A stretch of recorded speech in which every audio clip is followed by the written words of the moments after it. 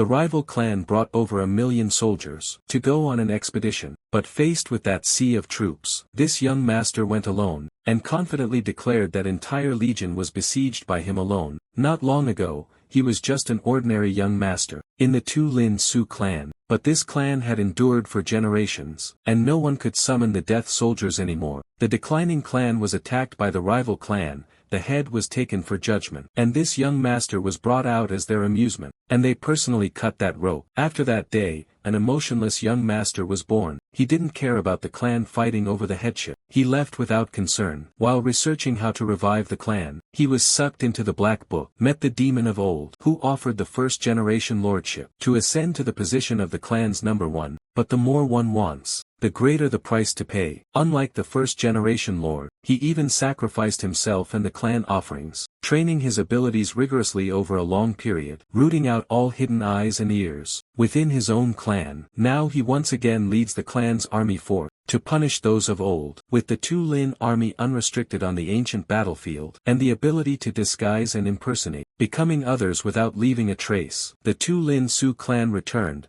making others bow and dare not look again. About 3 meters above, a sharp sword gleamed menacingly, casting its shadow over jet-black hair, the darkest, most terrifying shadow, as if enveloping the soul beneath. While the son stood dazed there, the father lay under the guillotine awaiting execution. The onlookers below murmured in confusion, "How did things come to this? What did His Majesty do to deserve this humiliation?" "Hush, hold your tongue, or you'll be next up there. Remember my words, haven't you seen enough to know how cruel they are?" The man's hint made the girl glance up at the one sipping tea above. "I know." But the man continued, "We can only stay silent and keep our distance from them. Now war has broken out across the continent. Lowly people like us have no choice but to hold our breath like dead mice. Because this is an age of war and chaos, when the flames of slaughter engulf the east. Those flames spread uncontrollably and cannot be extinguished. And the noble Marba clan became the next victim of this hellfire. Fate was sealed. The strong do as they please, while the weak only know to sneak and snatch to survive. Unlike the strong, the weak must fight for their lives every day. Unlike the strong, the weak ultimately have only one path: to dance with death. The gates of hell where the frail can only await final release. That is the grim vision this continent has become. The man above enjoying this spectacle is Count Alan de Sylvester, Lord of House Sylvester, rival of House Marba. He shouted for the play to begin, and immediately the gathered townspeople below clamored up in chaos, while the sun stood coldly there like a carved statue. Seeing this, Alan raised an eyebrow and barked, "What is this? Do you not obey my orders?" No sooner had he finished than the sun moved to grasp the knife, moving stiffly like a puppet, and gradually approached the guillotine. Alan watched each step with a bloodthirsty smile. "What are you waiting for? Cut the rope, kid." The son obeyed the command and trudged step by step toward the rope. Then he raised his arm and decisively swung down in a straight stroke. To the speechless horror of the people below, and to the utterly perverted gaze of Alan above, the sound of the cut was merciless, like a cleaver striking a chopping block. Dark red drops of blood splattered the pale face of the child. They stained that tragic tableau with the metallic stench of iron that could not be escaped. Cruel fate, an unimaginable burden placed on a boy's shoulders. It was not merely the execution of Rune von Marba severing every tie between father and the mortal world. That son was Leon von Marba, the son of the late Lord Rune von Marba, and the one who had personally executed his own father. The head of the house is the lord of a noble family. True to that title, the head is not only a noble but also the central pillar of an entire state. As some play once wrote, the higher the crown, the more restless the hearts, and power should only be entrusted to those strong enough to bear it. The new lord of House Marba steps into the light, Leon. The lessons of those who lead the clan begin with the emergence of the young Lord Leon. A middle-aged man slammed the table and cried out, "House Sylvester is expanding its power, they may well send troops to seize Marba territory." Others added, "My lord, you must reinforce the defenses immediately. Lord, please make a decision." "Indeed, my lord, it is time you gave us a clear answer." Facing pressure from his elders, Leon calmly said, "Enough. I ask you to be patient a little longer, I still need time to consider." Seeing their lord seemingly unconcerned, everyone grew anxious. "But my lord, this is urgent, yet this only foreshadows ill for once glorious House Marba." With the death of my father, Rune von Marba, Leon ascended to the headship of House Marba at just 14 years old. A Marba house that once terrified the world with the title of the Death Mage lineage. But that famed reputation had long since become part of distant history. Leon entered the vast room,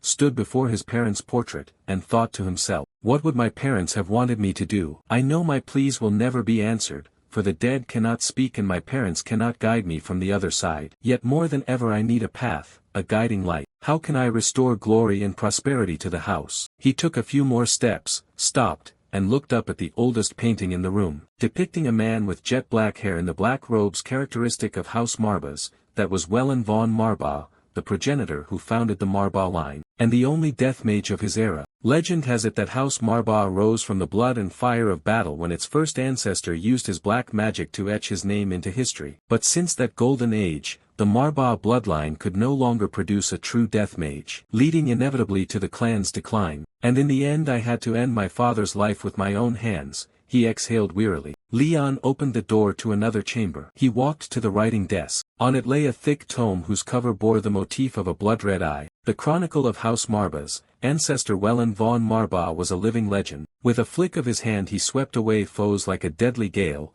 calling forth legions of the undead that marched unceasingly, flattening every obstacle in their path. In just 2 months after he launched the Eastern Campaign, that vast region lay beneath his heel. People murmured that Wellen von Marba once made a pact with the demon Marba, thereby unlocking one of the continent's greatest secrets, seizing the dark knowledge of death arts through the Necronomicon, the most dread grimoire ever known. By that power our ancestor became lord of the entire continent. Leon regarded the book with a pensive gaze. This priceless heirloom passed down from my forebears made the glories of House Marbas and made us the only line on the continent capable of summoning the death legions. As he lifted the book, a voice suddenly echoed within his mind. Listen to me, new young lord. Leon was startled by the voice, a message via telepathy right in the lord's study. Strangely this place was clearly sealed by anti-magic wards. He called out, anyone there? Who are you? The other softened to reassure him, do not be afraid child, I am not your enemy nor your house's, but why would Leon be stupid enough to trust you? How could I believe you? No sooner had he finished than he was pulled into a strange formation. When he opened his eyes, before him stood a giant lion with a sharp horn fixed to its brow, locking its gaze on him. Leon asked, where is this place? The lion, a little surprised, pointed to itself.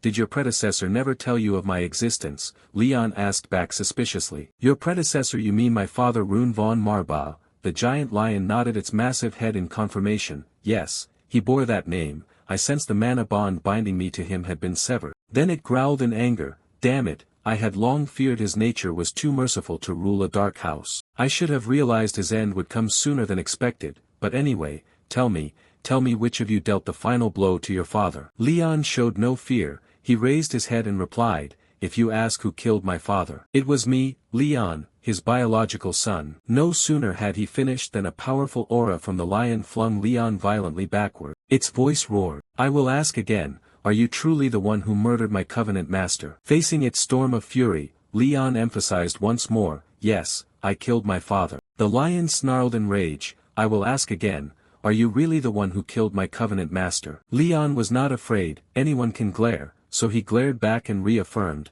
yes, I killed my father. The lion seemed to hear something divine, it howled loudly. Meanwhile it read back Leon's memories before it. Each scene that appeared made it realize one thing. So your reason was stolen, poor child. The hand that cut the rope was indeed yours, but that does not mean you are the one who killed your father. Leon did not bother to argue, that is not the truth and you know it. Looking at the young child before it, the lion sighed and thought. Aside from his despair, what truly puzzles me is the gloomy aura that envelopes him and the darkness within that constantly threatens to devour him. What has this child become? How can someone so young possess such terrible magical power through his godly eye? The lion recognized Leon's immense mana and clicked its tongue. How laughable. It may even surpass its own ancestors. After pondering for a while it cleared its throat and spoke. Ahem, I will introduce myself. I am Marba, one of the 72 demon lords of hell, who turned away from the netherworld to live among humans. A lifelong companion of Wellen von Marba and the origin of the unique forbidden death summoning art of House Marbas. Hearing the familiar name, Leon continued, I know of you through legends. When my ancestor founded House Marbas, you were the one who taught him the forbidden art of summoning the dead. Marba replied, indeed, though now I am bound to the Black Tome, there was a time when I was one of the most terrifying demons. Leon's gaze suddenly turned cold. Marba the Black Mage Lord, our ancestors said the death-summoning art runs in our blood. But why did you ultimately abandon us? Marba asked puzzled. Abandon you? What led you to think that? Leon said, since the time of the legend Wellen, House Marbas has never produced a death summoner equal to him. If that is not proof that you abandoned us, then what is it? Feeling misunderstood and annoyed, Marba had to stand up to explain himself. So let me make one thing clear. The reason you and your lineage cannot wield the true power of death summoning is because you are too weak to offer a worthy vessel. Leon asked in confusion, a worthy vessel. Marba explained, exactly, none of you can compare to Wellen's talent. This is merely an omen of the decline of your bloodline. After thinking for a few seconds, Leon calmly replied, I will take your words into account. This nod earned a measure of approval from Marba. Leon answered indifferently, of course, for the weak being defeated in wartime is an immutable law of this world. Marba inquired, is that also how you accept your father's death? Leon said, what does that matter? Frankly speaking, his death is nothing special. However, if you have not entirely turned your back on our house Marba, then I have a request for you. Marba sneered, a request? No, I don't think so. A request is an act of goodwill where one party loses something. Marba right. Any transaction with a demon is not a request but a pact or an agreement. Leon didn't hesitate and agreed, fine, then I will form a pact to obtain the power to summon the dead. Seeing Marba's surprised gaze, Leon continued, can you grant me that power? Feeling doubted, Marba sulked to the utmost like a big cat. It turned its face away and said, a child like you has no right to doubt my ability. Moreover, what have I seen in you to grant you power? Do you truly believe you deserve it? Leon confidently replied, I believe so, because if I were useless with no talent I would not be standing here conversing with a noble demon like you. People say that merely speaking with a demon drains a mortal's mana, leaving them hallucinatory, and then they lose their life as soon as the conversation ends. Yet here I stand, which can only mean one thing,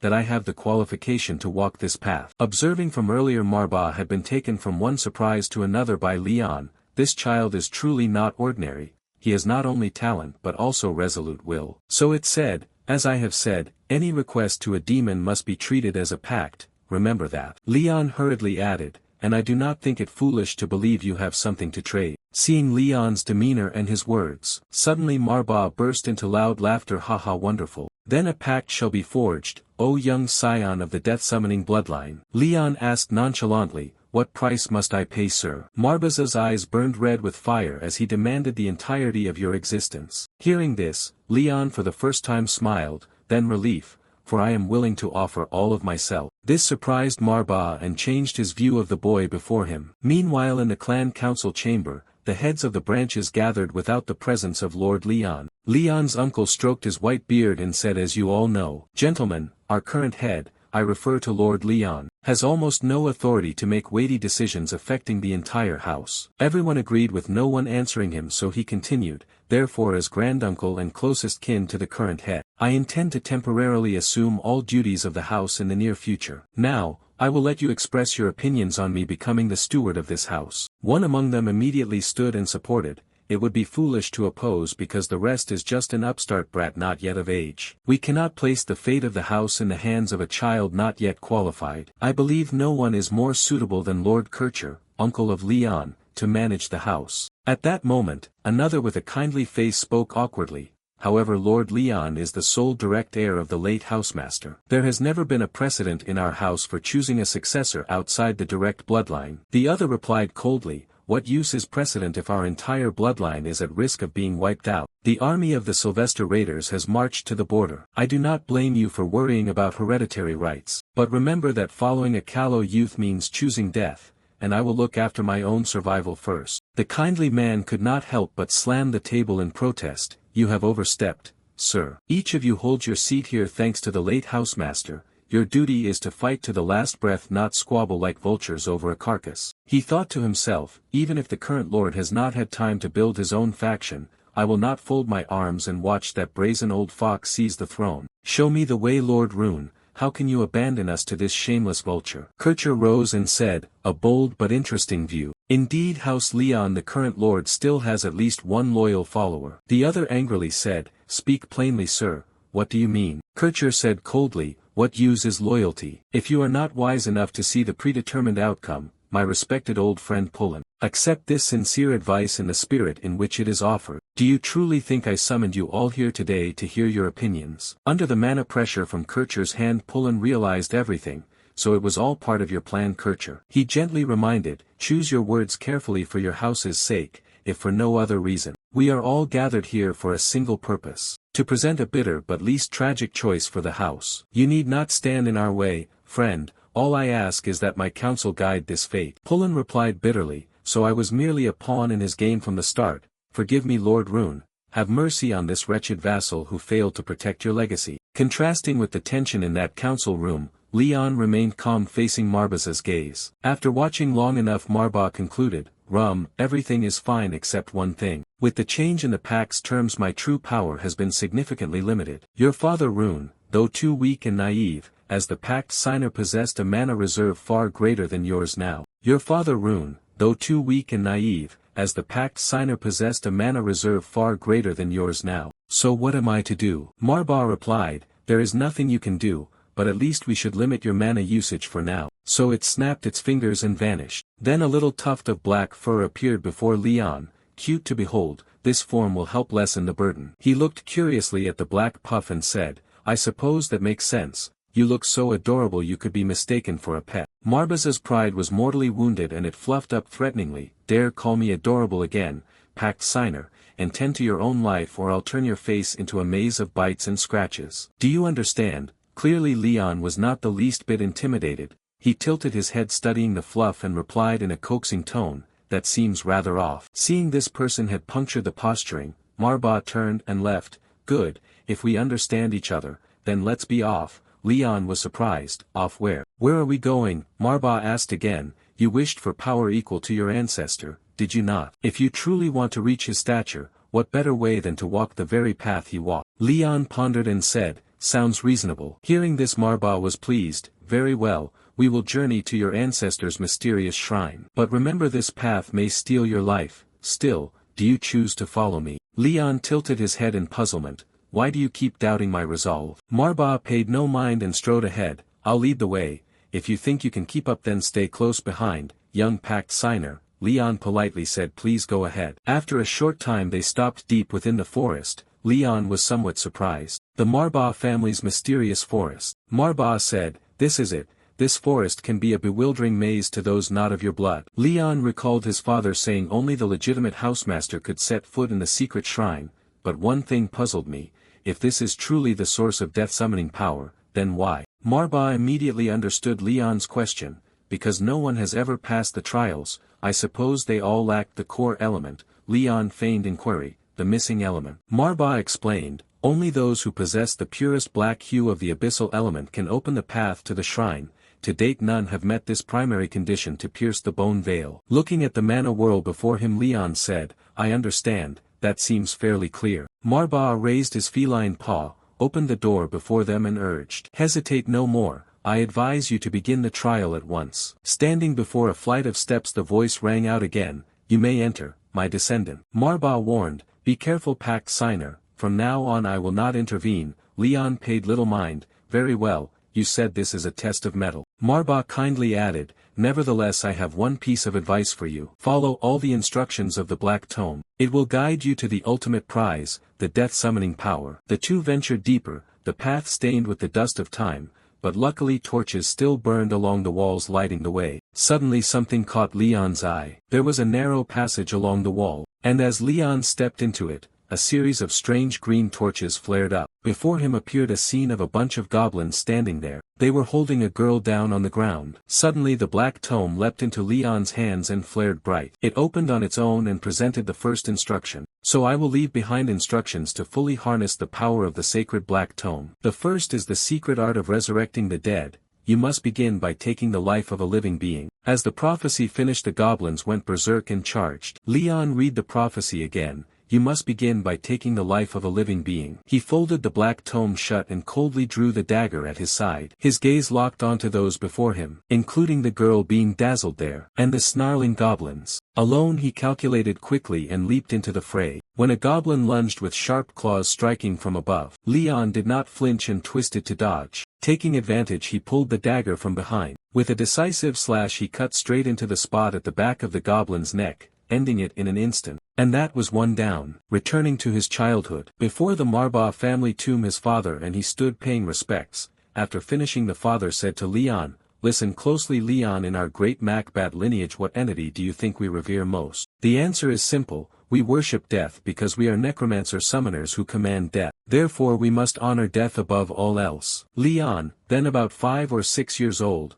pondered his father's words seriously and asked, "But what does that mean? Father, how does one honor death? I thought necromancers must take others' lives to increase their dark power, right?" The father proudly looked at his young son. "It seems you have studied the family's history well. Yes, we are dark mages feared by many across the continent. But that does not mean we must become callous and cruel. So promise me one thing, should you one day face anyone on the battlefield, whenever you hold the right to decide their fate, promise me you will let them pass with as much peace as possible." Those words carved themselves into his mind after he asked if he must keep that promise with all his enemies. Father. Back in the present, as Leon fought these damned goblins, he was surrounded by goblins calmly pondering. "I must aim precisely for their cervical vertebrae. There is no better way to finish an enemy without causing excessive pain." Upon close observation, standing beside Manhwa, he realized one thing: this child had apparently never wielded a sword in real combat. Yet he pierced the cervical vertebra with absolute accuracy. Could that be mere luck or an innate genius? I will soon find the answer. Regardless of Manhwa's sly villainous grin, Leon tried to calculate how to take them down. "I defeated one, but it was more luck than skill. The goblins were cunning and deceitful. The darkness made it hard for me to judge height and distance. Moreover, my vision seemed to grow ever darker. If I recall correctly, the torch went out when I killed the first goblin. I need to get used to the dark as soon as possible. And instead of slashing recklessly at enemies, I should focus on precise thrusts and disarming them." So he moved like a blade to the rear of a goblin, and while it was still unaware he stabbed it to death. As it screamed in pain, its kin immediately spotted Leon's position and rushed to attack. Fortunately, he noticed in time and leaned aside to dodge successfully, causing 2 goblins to turn on each other. Seizing the chance, he swung his blade and killed another goblin. At the same moment, a nearby green torch went out. Leon wiped the sweat from his face and assessed the situation. His eyes were adapting to the dark and he could see a little better. But unfortunately his dagger was degrading after each clash. Fair enough, it was only a ritual blade, not a true combat weapon. As he pondered, Leon suddenly heard footsteps beside him. A goblin had closed in and raised its weapon to strike him down. Leon hurriedly struck, making it take a slash to the cheek. Manhwa watched perplexed at this move. Did he just discard his weapon? After dropping the dagger, Leon bent low and slipped behind the goblin, causing it to miss its swing. Then he quickly seized a sword from the ground. Just as the goblin turned back, Leon used a push from his foot to spring up and stabbed from below, taking the foe's life. After clearing out the goblins, Leon slowly carried the sword over to the dazzled girl. After he removed the gagged rope, she hurriedly thanked him. "Oh, thank you, sir. Thank you so much. Did you save my life? I am truly grateful." But her pupils twitched briefly from the pain radiating up from her throat. Leon had driven a straight stab into her with a gaze colder than anything. After pulling the blade out, he then explained the situation to her. His father's teachings echoed in his mind about creatures that mimic humans, those he had encountered on journeys across the continent. As he spoke, he delivered another slash, causing the monster to scream in agony. "Additionally, my father told me deceivers who exploit others' trust do not deserve a peaceful death." His words merged with his father's teaching. They must taste the horror and despair they inflicted on their victims. "So I think you need a lesson in pain, do you not?" Then, after letting the creature suffer enough, he delivered another blow, finally sending it to hell. The last green light in that room went out. At a certain manor where a ball was underway with beautiful dancers singing and performing. Glasses brimmed and noble chatter was jovial. At last my moment has come. Before long this cursed family will be entirely in my hands." The woman propping her cheek with her hand fawned. "Of course, sir, who would want a milk-faced brat as head of the family when there is a dignified and capable gentleman like you?" The person beside her hurried to interject. "It's unbelievable, Sir Kircher, I never thought you would use the sin to achieve your ends." The two of them continued fawning over Kircher without restraint. Indeed, allying with the enemy to rise to the top,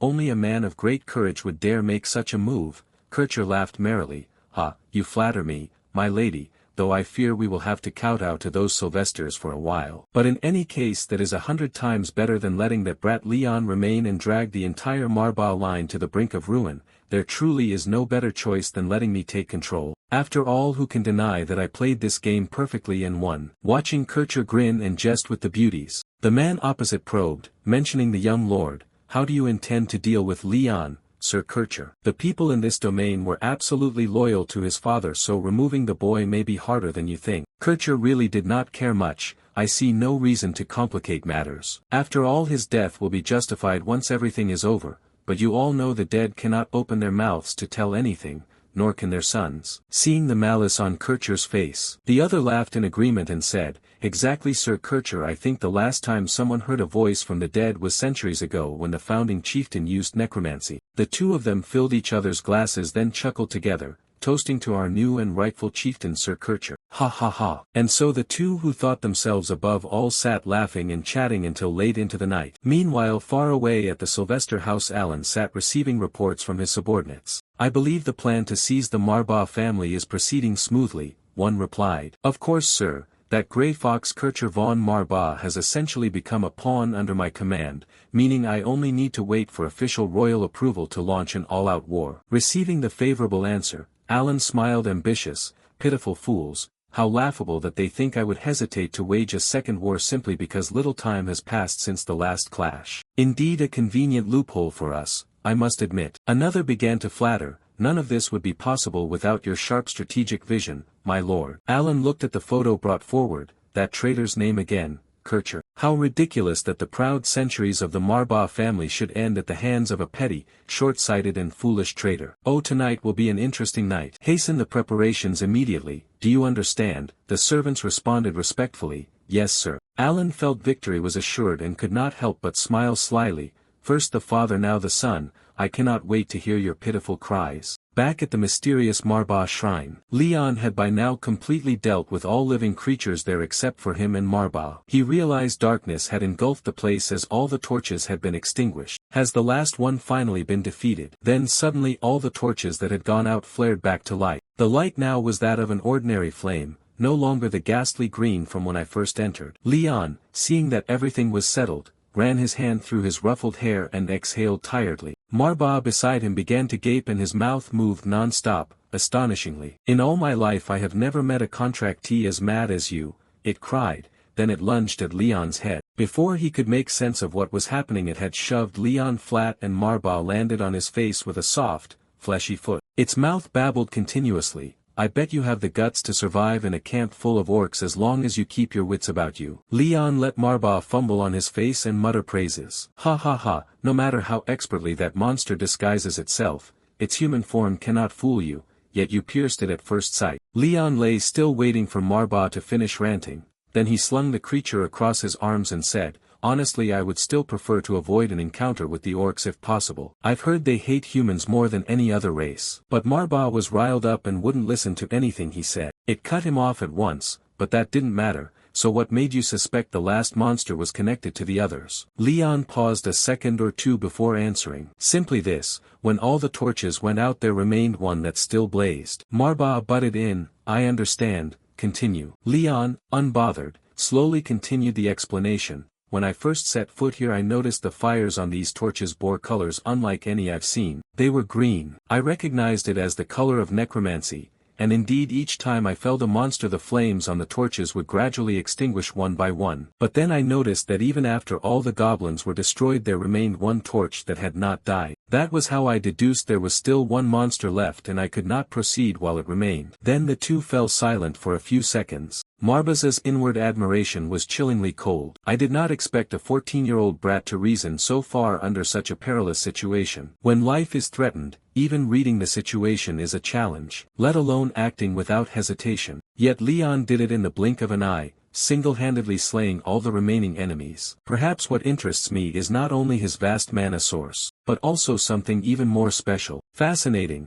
I'm eager to see what else he might reveal next. After a sly chuckle it spoke to Leon. Very well, the first challenge of Wellen is complete, let us move on to the next challenge. The Black Book continued to give instructions to Leon. First you must begin by taking the life of a living being. Then you must call the fallen back to life. Leon was somewhat incredulous. Call the fallen back to life. After thinking for a moment he finally spoke up skeptically. After confirming his suspicion was correct, the necromancy light looked down at the goblin sprawled on the ground with excited eyes, wearing a bloodthirsty grin typical of those itching to fight. Marba immediately affirmed, exactly, look closely at the goblins you defeated. Then pour magic into your eyes to enhance your vision. You will see a thin thread on each corpse linking it to somewhere you cannot clearly see. Leon immediately followed Marba's instruction and truly saw faint purple threads hovering in the air. Marba explained in the terminology of necromancers, those threads are called death lines. Leon continued reading, a cord stretched across the border of life and death. That thread connects each creature's soul from this world to the other side. Marba poked the thread and said, yes. A death mage will separate the wandering soul of the dead from its body, then infuse the corpse with new life by merging that soul with his own mana. From there he can command and manipulate them like walking dead. Watch as I demonstrate, Marba said, and immediately he raised those breathless goblins, each bearing a strange sigil on their heads. As soon as he finished speaking the death servants lunged at Leon at incredible speed. However the blade that shot from his hand stopped right in front of Leon. Marba said, this process is called imprinting. Of course there are other ways to create death thralls, but this is the only method that works on monsters, the rest I will save for another time. Leon slowly stood and said, I understand. Marba understood and said then you may try it yourself. But Leon did not rush and asked, before doing that may I ask you something? After Marba replied what do you want to ask he spoke. My senior once said turning a human into a death servant is much harder than with monsters. Do you think I have reached the level to do that? Marba responded with interest, asking as if you already have a target in mind. Leon did not hide it. Indeed I do. Marba squinted and asked back, so who is the unlucky one? Leon's face changed with hatred as he read the unfortunate name Kircher von Marba, my only uncle. And at this moment that stupid noble still could not feel death waving at him and was still reveling in his victory that had not yet happened. They kept joking and drinking from one cup to the next. Then Kircher spoke up, that unfortunate lord truly was a fool, yet since his death my life has become more prosperous than ever before. Such is life. One who seizes opportunity will always benefit, do you not agree? The other seized the chance to flatter, of course, now only the last obstacle remains to be cleared. You must feel somewhat relieved, Sir Kircher. Kircher did not feel obstructed and waved carelessly, showing indifference, dealing with that brat is no big problem. Now raise your cup and drink it dry, enjoy this moment of glory. At that moment a loud noise rocked the entire building. A hanging lamp cord snapped with a crack and the chandelier fell crashing onto the table. The delicate beauties were terrified and screamed as they ran away.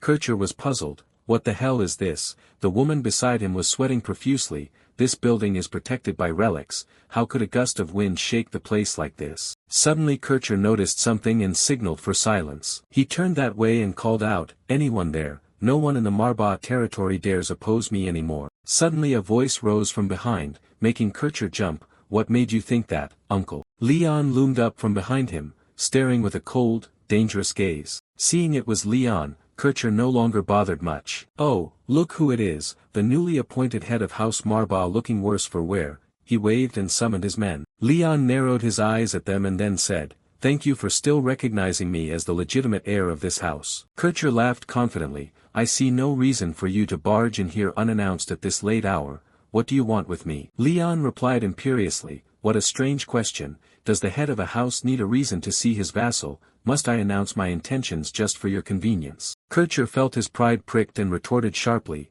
any worthy head need not do such a thing. But you and I both know you are not worthy, are you? Are you afraid your seat as head will be taken from you? Too late, brat. Your father is no longer here to protect you. Leon slightly drew back the thin curtain to reveal his perfectly heroic face. No, I have learned that only I can protect myself. Kircher laughed as if hearing the funniest joke of the year. Haha, and your so-called enlightened wisdom tells you coming here alone is wise. You dare to seek me out as if you have many lives to waste. Leon asked back bewildered, dare, uncle, the daring here is you for thinking I came alone. Kircher grew alert. What nonsense are you saying? At that moment the ground beneath him trembled violently. He looked at the flow beneath his feet in alarm. This is not ordinary magic but abyssal magic. I know this feeling well, a darkness deeper than anyone can imagine. As if thinking something unbelievable, his pupils contracted at the sight. Impossible, necromancy. As if to confirm it, Leon answered him, yes, they are necromancers. He seemed to tell the arrogant madman,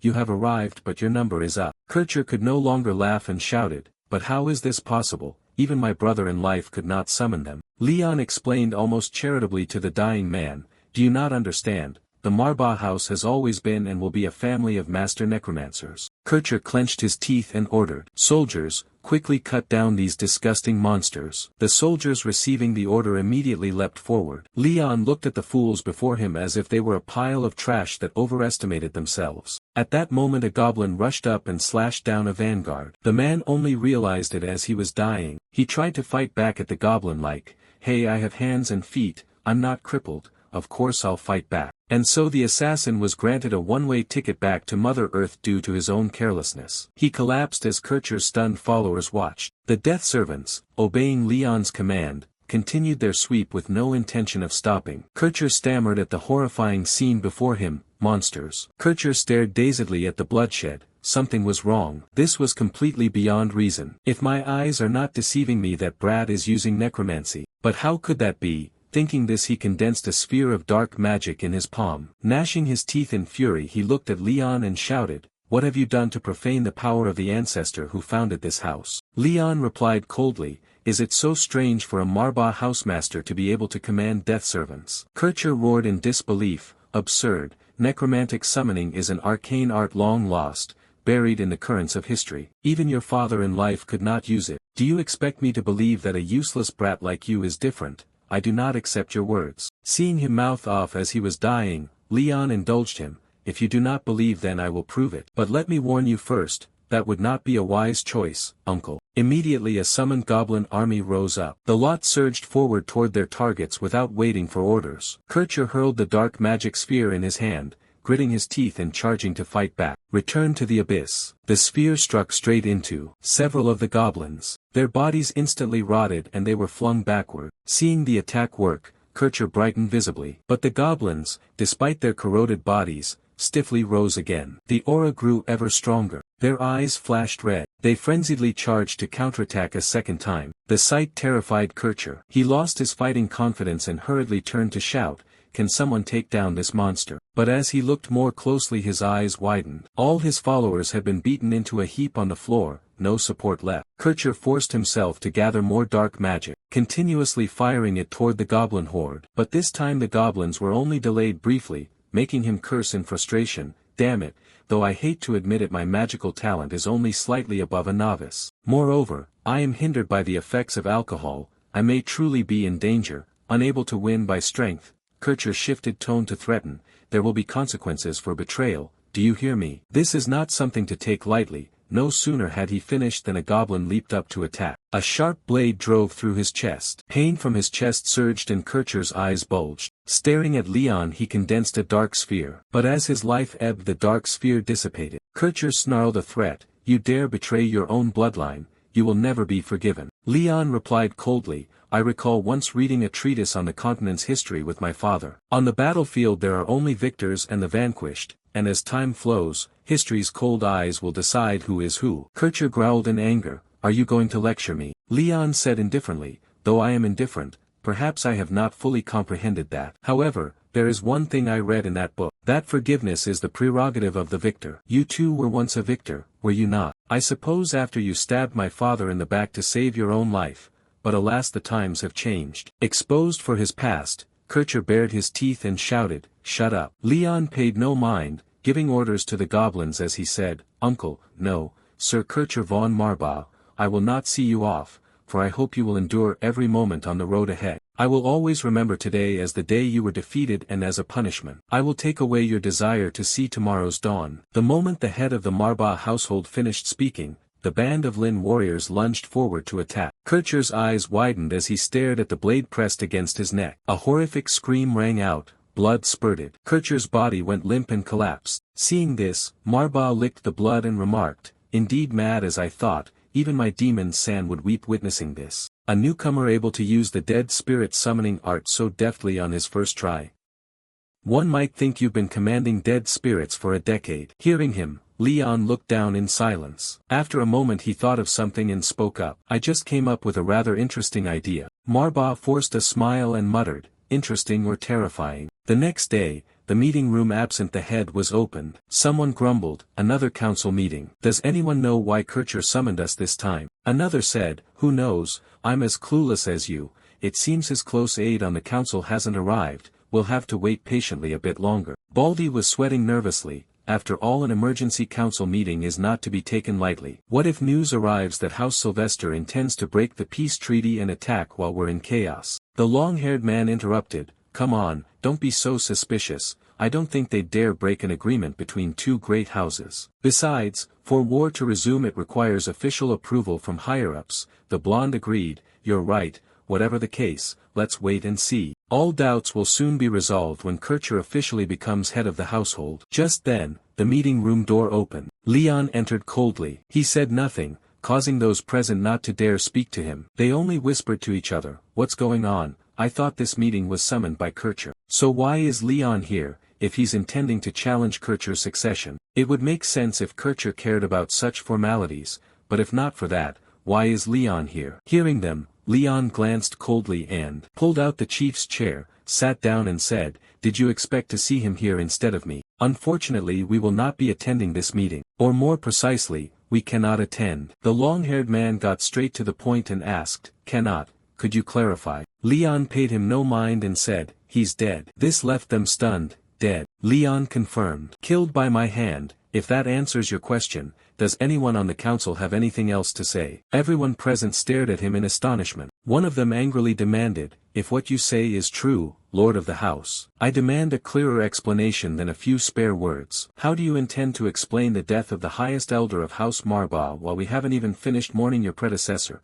Faced with those words, Leon remained indifferent. Another person, seeing him silent, chimed in, that's right, you may be the head, but at least give us a satisfactory explanation. He cast a dark glance at them, then declared in a low voice, Kircher von Marbas is a traitor to the house, not only turning his back on my father and revealing vital information to the enemies in House Sylvester, he even conspired to seize the rightful position of mine at the head of this house. The man who had just questioned him was horrified upon hearing these accusations. Despite the frightened looks directed at him, Leon turned to them and asked, what I find strange is that although there are ample justifications to execute him at once, you all vigorously defend him with suspicious loyalty. The entire room fell silent at this remark. The man who had just challenged him now quietly assessed the situation. This council summons was issued in Kircher's name, yet he did not appear here. This further supports the claim that he was killed, and not only him. Another sharp-tongued man wondered inwardly how stupid that old man must have been to be killed by someone as young as you. But others immediately calculated the implications.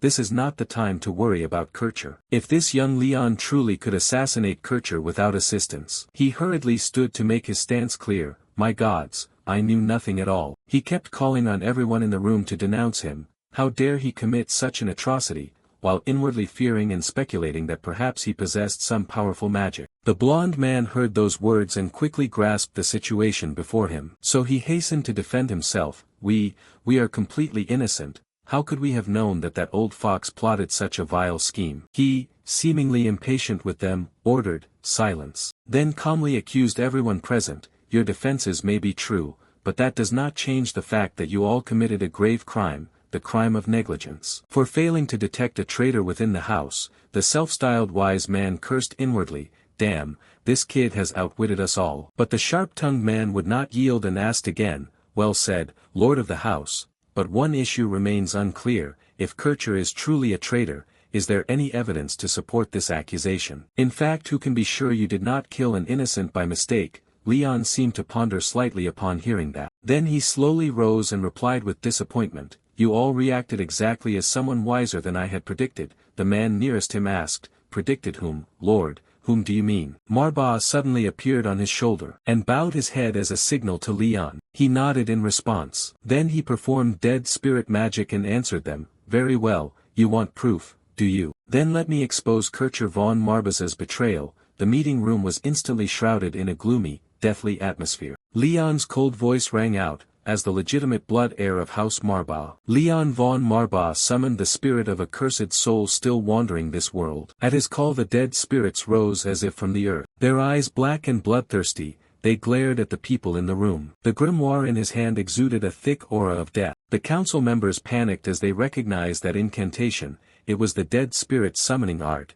How could he do that? At that moment Kircher's rotting spirit shot out from within the book. The worldly wise man could scarcely believe it and stammered, could he have rediscovered our house's lost magic? Leon called out calmly, Kircher von Marbase. You will confess your crimes here with whatever shred of reason remains. Seemingly answering his call, Kircher's spirit struggled to move. The man, seeing this, asked in a trembling voice, Kircher, how can this be? Leon looked at him coldly. I'm beginning to grow tired of hearing that question over and over. What's so astonishing about it? Isn't death magic the root art of House Marba? Those words were like a command and the evil spirits immediately roared and attacked. The blond man shouted in panic, everyone run, damn it. The brown-haired man turned to flee and angrily yelled at the one blocking his way, what are you standing there for, move. But then he horrifiedly realized the figure before him was now a headless corpse. Before he could recover, a trembling voice rang out from behind. Help! Looking back he saw the blond man from before crawling on the ground begging for help. His legs had been severed by something,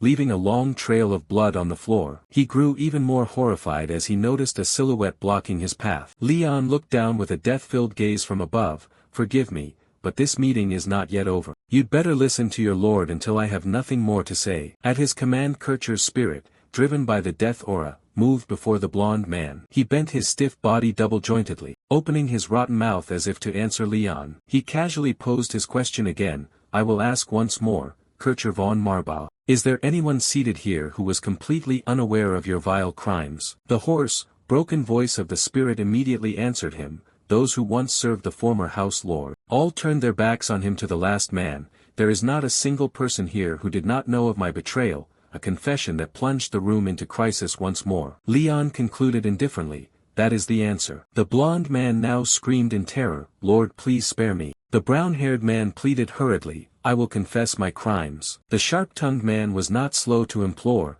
please, give us a chance to prove our loyalty, Lord. But then he suddenly realized death stood right behind him. In an instant the room was filled with desperate screams until those sounds were completely silenced. Only then did Leon gently declare, the authority bestowed upon me as Lord. Leon von Marbas proclaimed before the council. He closed the grimoire in his hand, concluding the judgment, that the dark art of the dead spirits has been officially restored within House Marba. Leon stood solemnly amid the room of corpses. After a moment he snorted softly and asked the one who had been hiding behind the curtain, where is Lord Pullen currently? The servant Leon summoned froze with fear and stammered. Afterwards he replied evasively, I fear he has been thrown into the dungeon below, accused of treason. Leon immediately ordered him, then you will lead the way. The man answered, yes. But just as he reached the door, as if remembering something, his voice like ice carried a heavy threat, the rest of you may choose to flee if you wish. But remember that I am not responsible for what happens next. The servants in the manor were still collapsed in terror. They turned frightened eyes to him and received the menace in his words,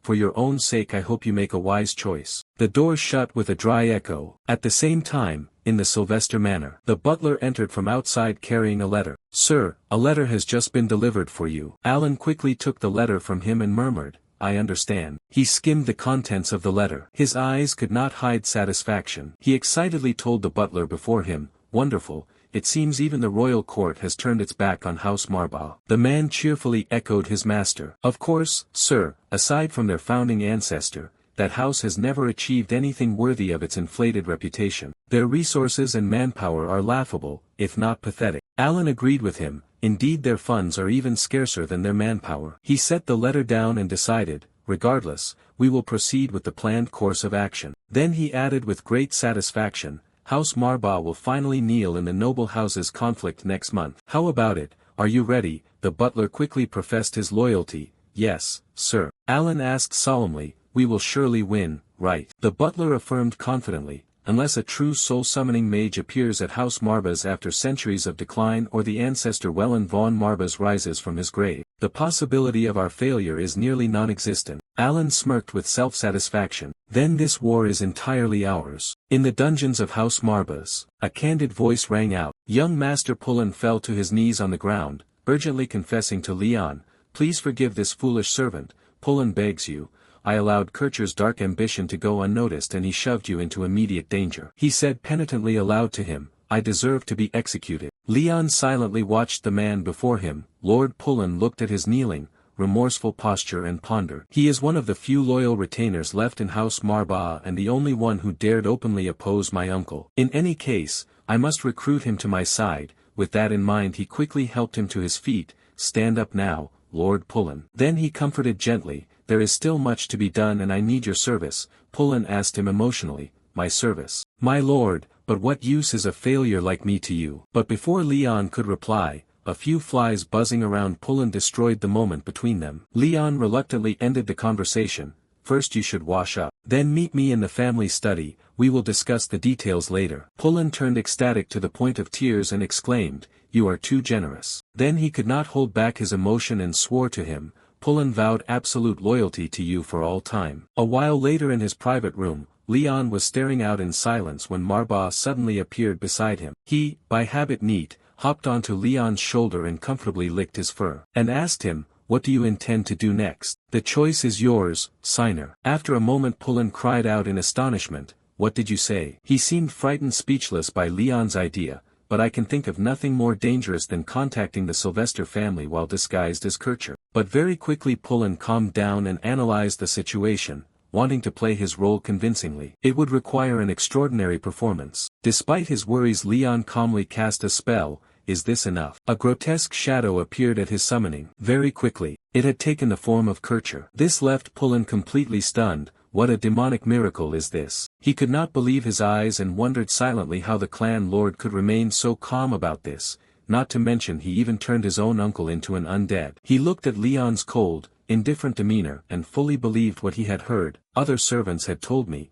but seeing it with my own eyes is incomparable." At that thought Pullen, filled with emotion, asked him, "So the rumor that you mastered the art of summoning the undead is true?" Leon nodded calmly, "I suppose so, indeed." At this a resentment rose within Pullen. If in House Marba's golden age with the power of a true soul summoner he could seize whatever he desired, why would fate be so cruel to our house? If in House Marba's golden age with the power of a true soul summoner he could seize whatever he desired, why would fate be so cruel to our house, my lord? Sooner or later they will notice the flaws. He carefully reminded him, the undead cannot perfectly recreate a person's handwriting, gestures, or way of speaking. He completely agreed with him on this. That's true, if this were an undead revived from Kircher's corpse, but presented as the Kircher we just created to explain to him, but in fact this is only the undead of a doppelganger I happen to find. It is a creature capable of copying the appearance, memories, and even part of the victim's abilities. While Pullen was astonished by the abilities of the fake Kircher, Leon quietly recalled the circumstances in which he found the doppelganger before him. In the memory when he drew his bloodied sword out, exhausted he panted and staggered backward in the dark temple of the clan, before a corpse that had just been felled before him. Leon asked curiously, "What is the name of this monster?" Marba replied quickly. "Doppler," he further explained. "It can mimic part of a victim's appearance, memories, and skills. It is a fearsome creature that often disguises itself as lost or abandoned people." It had disguised itself as the girl following Leon,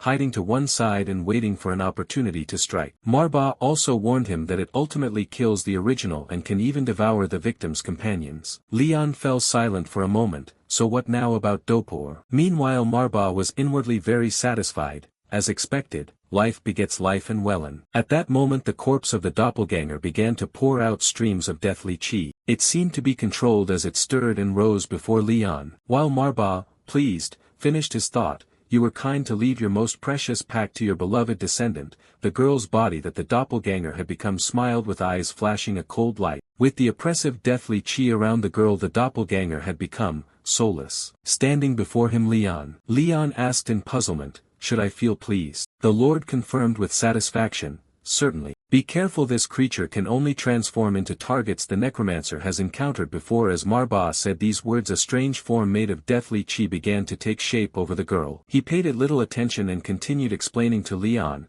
"And any target possessing magical power far superior to the caster cannot be resurrected as a duplicate by any means."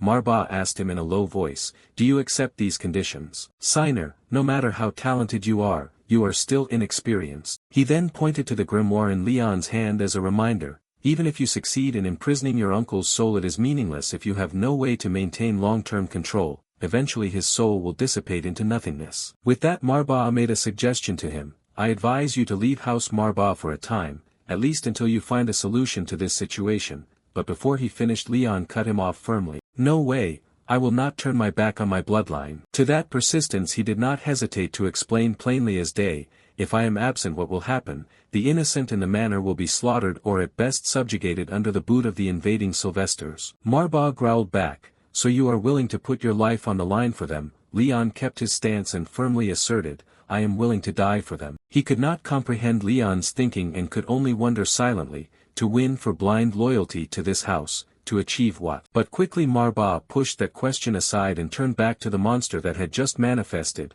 Very well, perhaps there are more urgent matters to discuss. By now the girl's body had completely vanished, leaving a monster made of dense deathly chi. He directed Leon toward the monster, then do as you wish, make that thing your death spirit, I suppose you will find it useful. He was a bit curious about the creature's provenance and asked, do you know this being? Manhwa replied indifferently, of course, it was once one of the death spirit attendants commanded by Wellen. In your current condition it may be somewhat difficult to control, remember its temperament is rather unpleasant. After receiving the clear answer, Leon directed the death spirit matrix from within the grimoire toward the monster. Read aloud the soul-summoning incantation, Spirit of the Departed, heed the summoning of the heir of Manhwa, Leon von Manhwa summons you back to the mortal realm. Very quickly the monster, which had been only a mass of deathly chi gathered together, took on a clear human shape. While it was still staring with milky eyes at Leon, Manhwa from behind struck it hard on the head and shouted, wake up, black lump, stop sleeping any longer,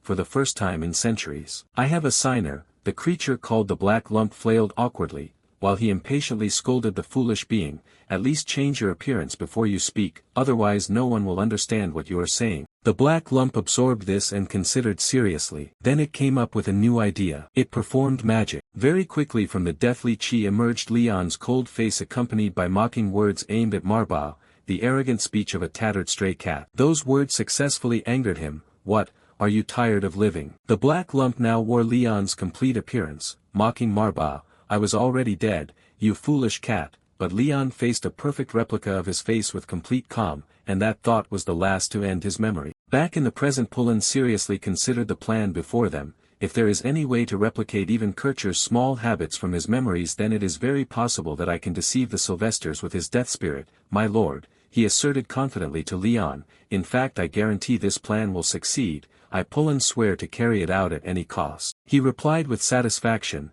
that is the answer I wanted, Lord Pullen. This time he carefully asked, if permitted, my lord, would you kindly allow me to ask one final question? Leon's silence was taken as consent. Now Pullen spoke his concern, the Sylvesters will surely receive royal backing to attack House Manhwa once more, so why are you determined to stay despite the obvious danger? Would not fleeing offer a better chance of survival? This remark reminded Leon of Manhwa's earlier counsel, I advise you to leave House Manhwa for a time, at least until you find a solution to this situation. As before he answered firmly, protecting the family is my duty. At that the firmness moved Pullen's heart, he cautiously made an oath yet remained curious, then I Pullen pledge to serve you wholeheartedly, however, if I may be so bold may I ask about your true motivation, my lord. But this question seemed to trouble Leon, he paused and replied, honestly I have wondered that for a long time. Pullen was surprised, you mean your own motivation? Leon confirmed without concealment, yes, but I cannot say I have any lofty ideal in mind,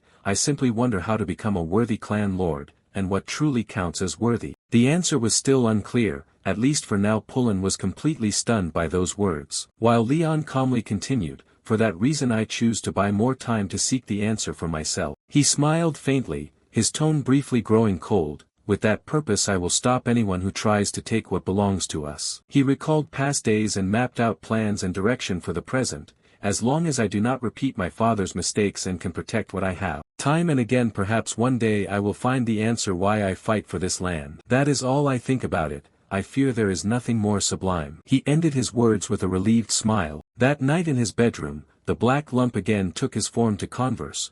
Who would have guessed this house had declined so much? You still have a lot to do. The signer, sitting to one side, snapped angrily, call me master, black lump, how dare you speak condescendingly to our signer like that? He calmly retorted to him, oh, but the Lord of House Manhwa himself doesn't seem too concerned with such formalities. Manhwa was about to shout back, but he suddenly thought of something and turned to ask Leon, ahem, signer, has anyone ever told you that you are very insensitive to social cues? He was slightly surprised and bowed his head, I think so, how did you know? He replied offhand, I just had a hunch, then went on to explain Black Lump's background to Leon. After all, the Black Lump was once Welland's bonded beast. In other words, he was passed down to you as part of the inheritance. The Black Lump had once been a loyal assassin serving your ancestor. Leon pondered the information and agreed, I see, the ability to transform into anyone would surely be useful for an assassin. Encouraged by Leon's confirmation, he smugly teased, Manhwa, the Black Lump excels at killing and will be very useful to the signer, not like some stray cat with an oversized ego. Manhwa exploded and shouted, I am not a cat, do you want to be thrown back into the abyss for insolence? Meanwhile Leon completely ignored their noisy squabble and told him seriously, I truly need your talents. The Black Lump also ignored the brawl and asked earnestly, can you impersonate my late Uncle Kircher? The Black Lump immediately assured him, of course that's as easy as a piece of snake, as people say. Manhwa immediately seized the slip in his words and mocked, you idiot, the saying is as easy as pie, not as easy as eating a snake. The Black Lump couldn't understand why he should waste his taste on human pastries when there is delicious snake venom at hand, right within reach. Leon went along and replied, to each their own, I suppose. Manhwa, lost for words, turned to warn him, don't indulge this fool, signer. Just then there was a loud knock on the door. Someone, Pullen, having received his reply,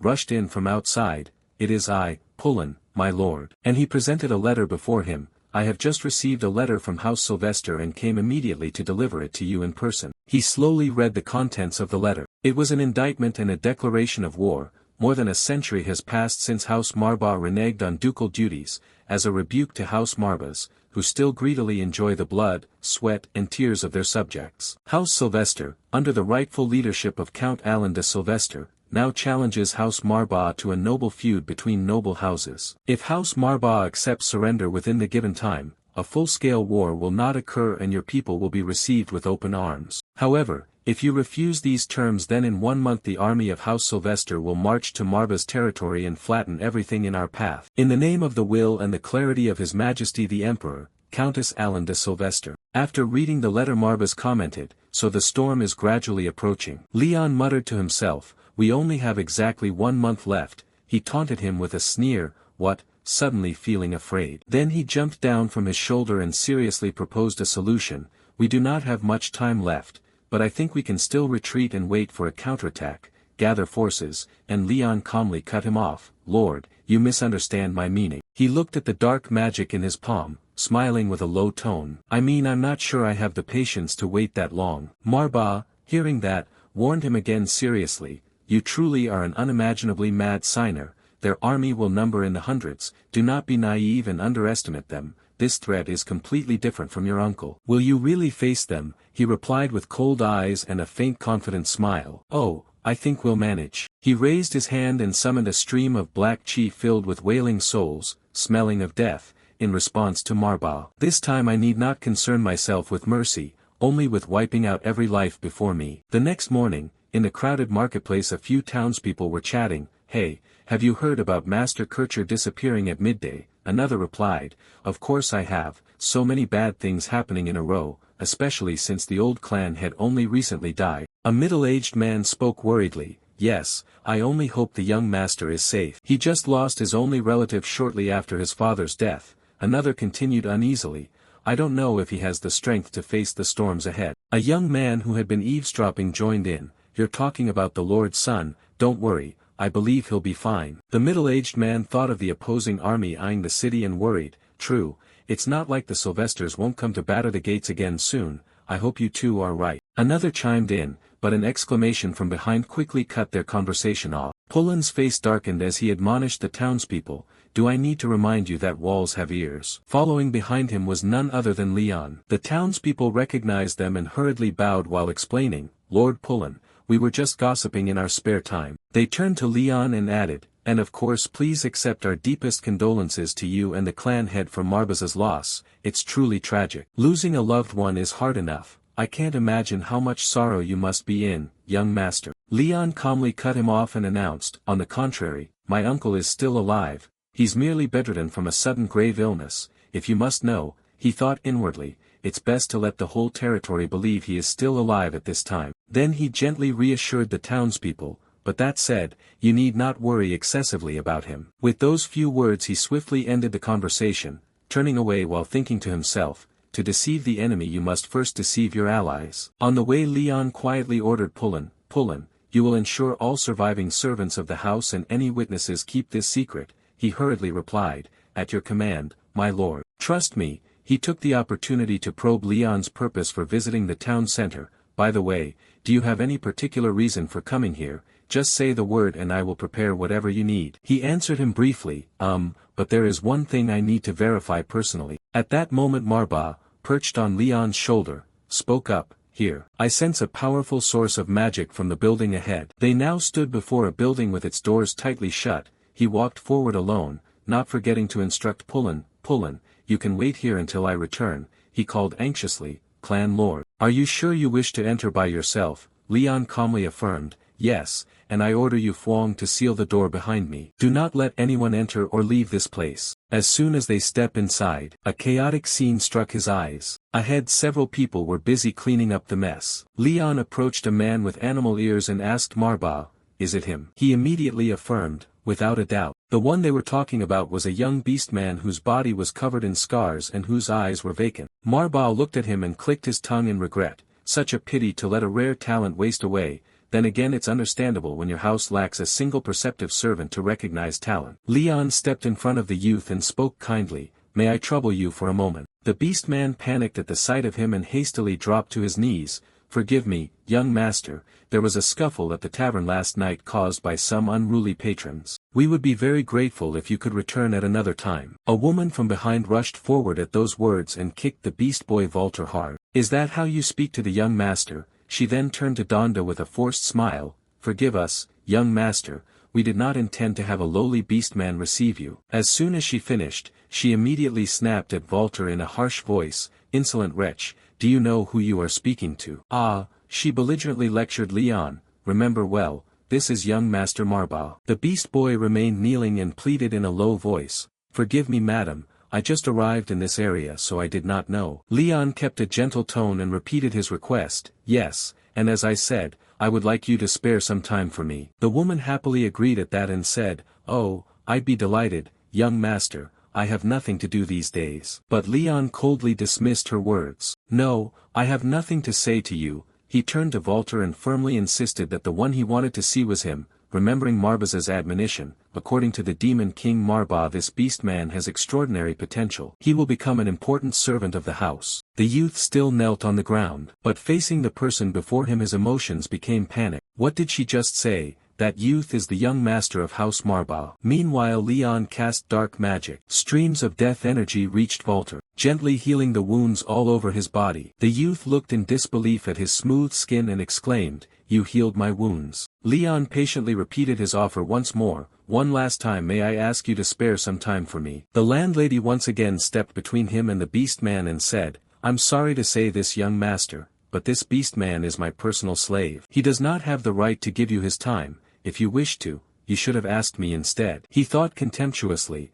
the landlady was not present when I took my uncle's life. With all the witnesses dead she likely knows nothing, so he smiled coldly and challenged her, very well, I have a few questions. First, since when did the Duchy of Marba permit the existence of slavery, moreover? And secondly, although some time has passed since my predecessor died, why do you insist on calling me by the title from my youth? Could it be? At that, death energy began to flood the space, causing both the landlady and the guards to startle and become alert. Leon activated the dark script and asked in a low voice, ah, you do not acknowledge me as the rightful head of House Marba. Marba approved with satisfaction, well done, Oathmaker who bound with me. He then turned to the others, his voice full of menace, though he is still young, I will not tolerate anyone who dares disrespect the bearer of my pact. Such people deserve no mercy. Meanwhile Leon calmly ordered the woman, he is not the only one I care about. If you own any other slaves, release them all immediately. You have 10 minutes to carry out this order, I will grant no further chance. She glared at him in displeasure, completely disregarding his command and smirking contemptuously. Young master, are you truly prepared for what will happen next? Saying that,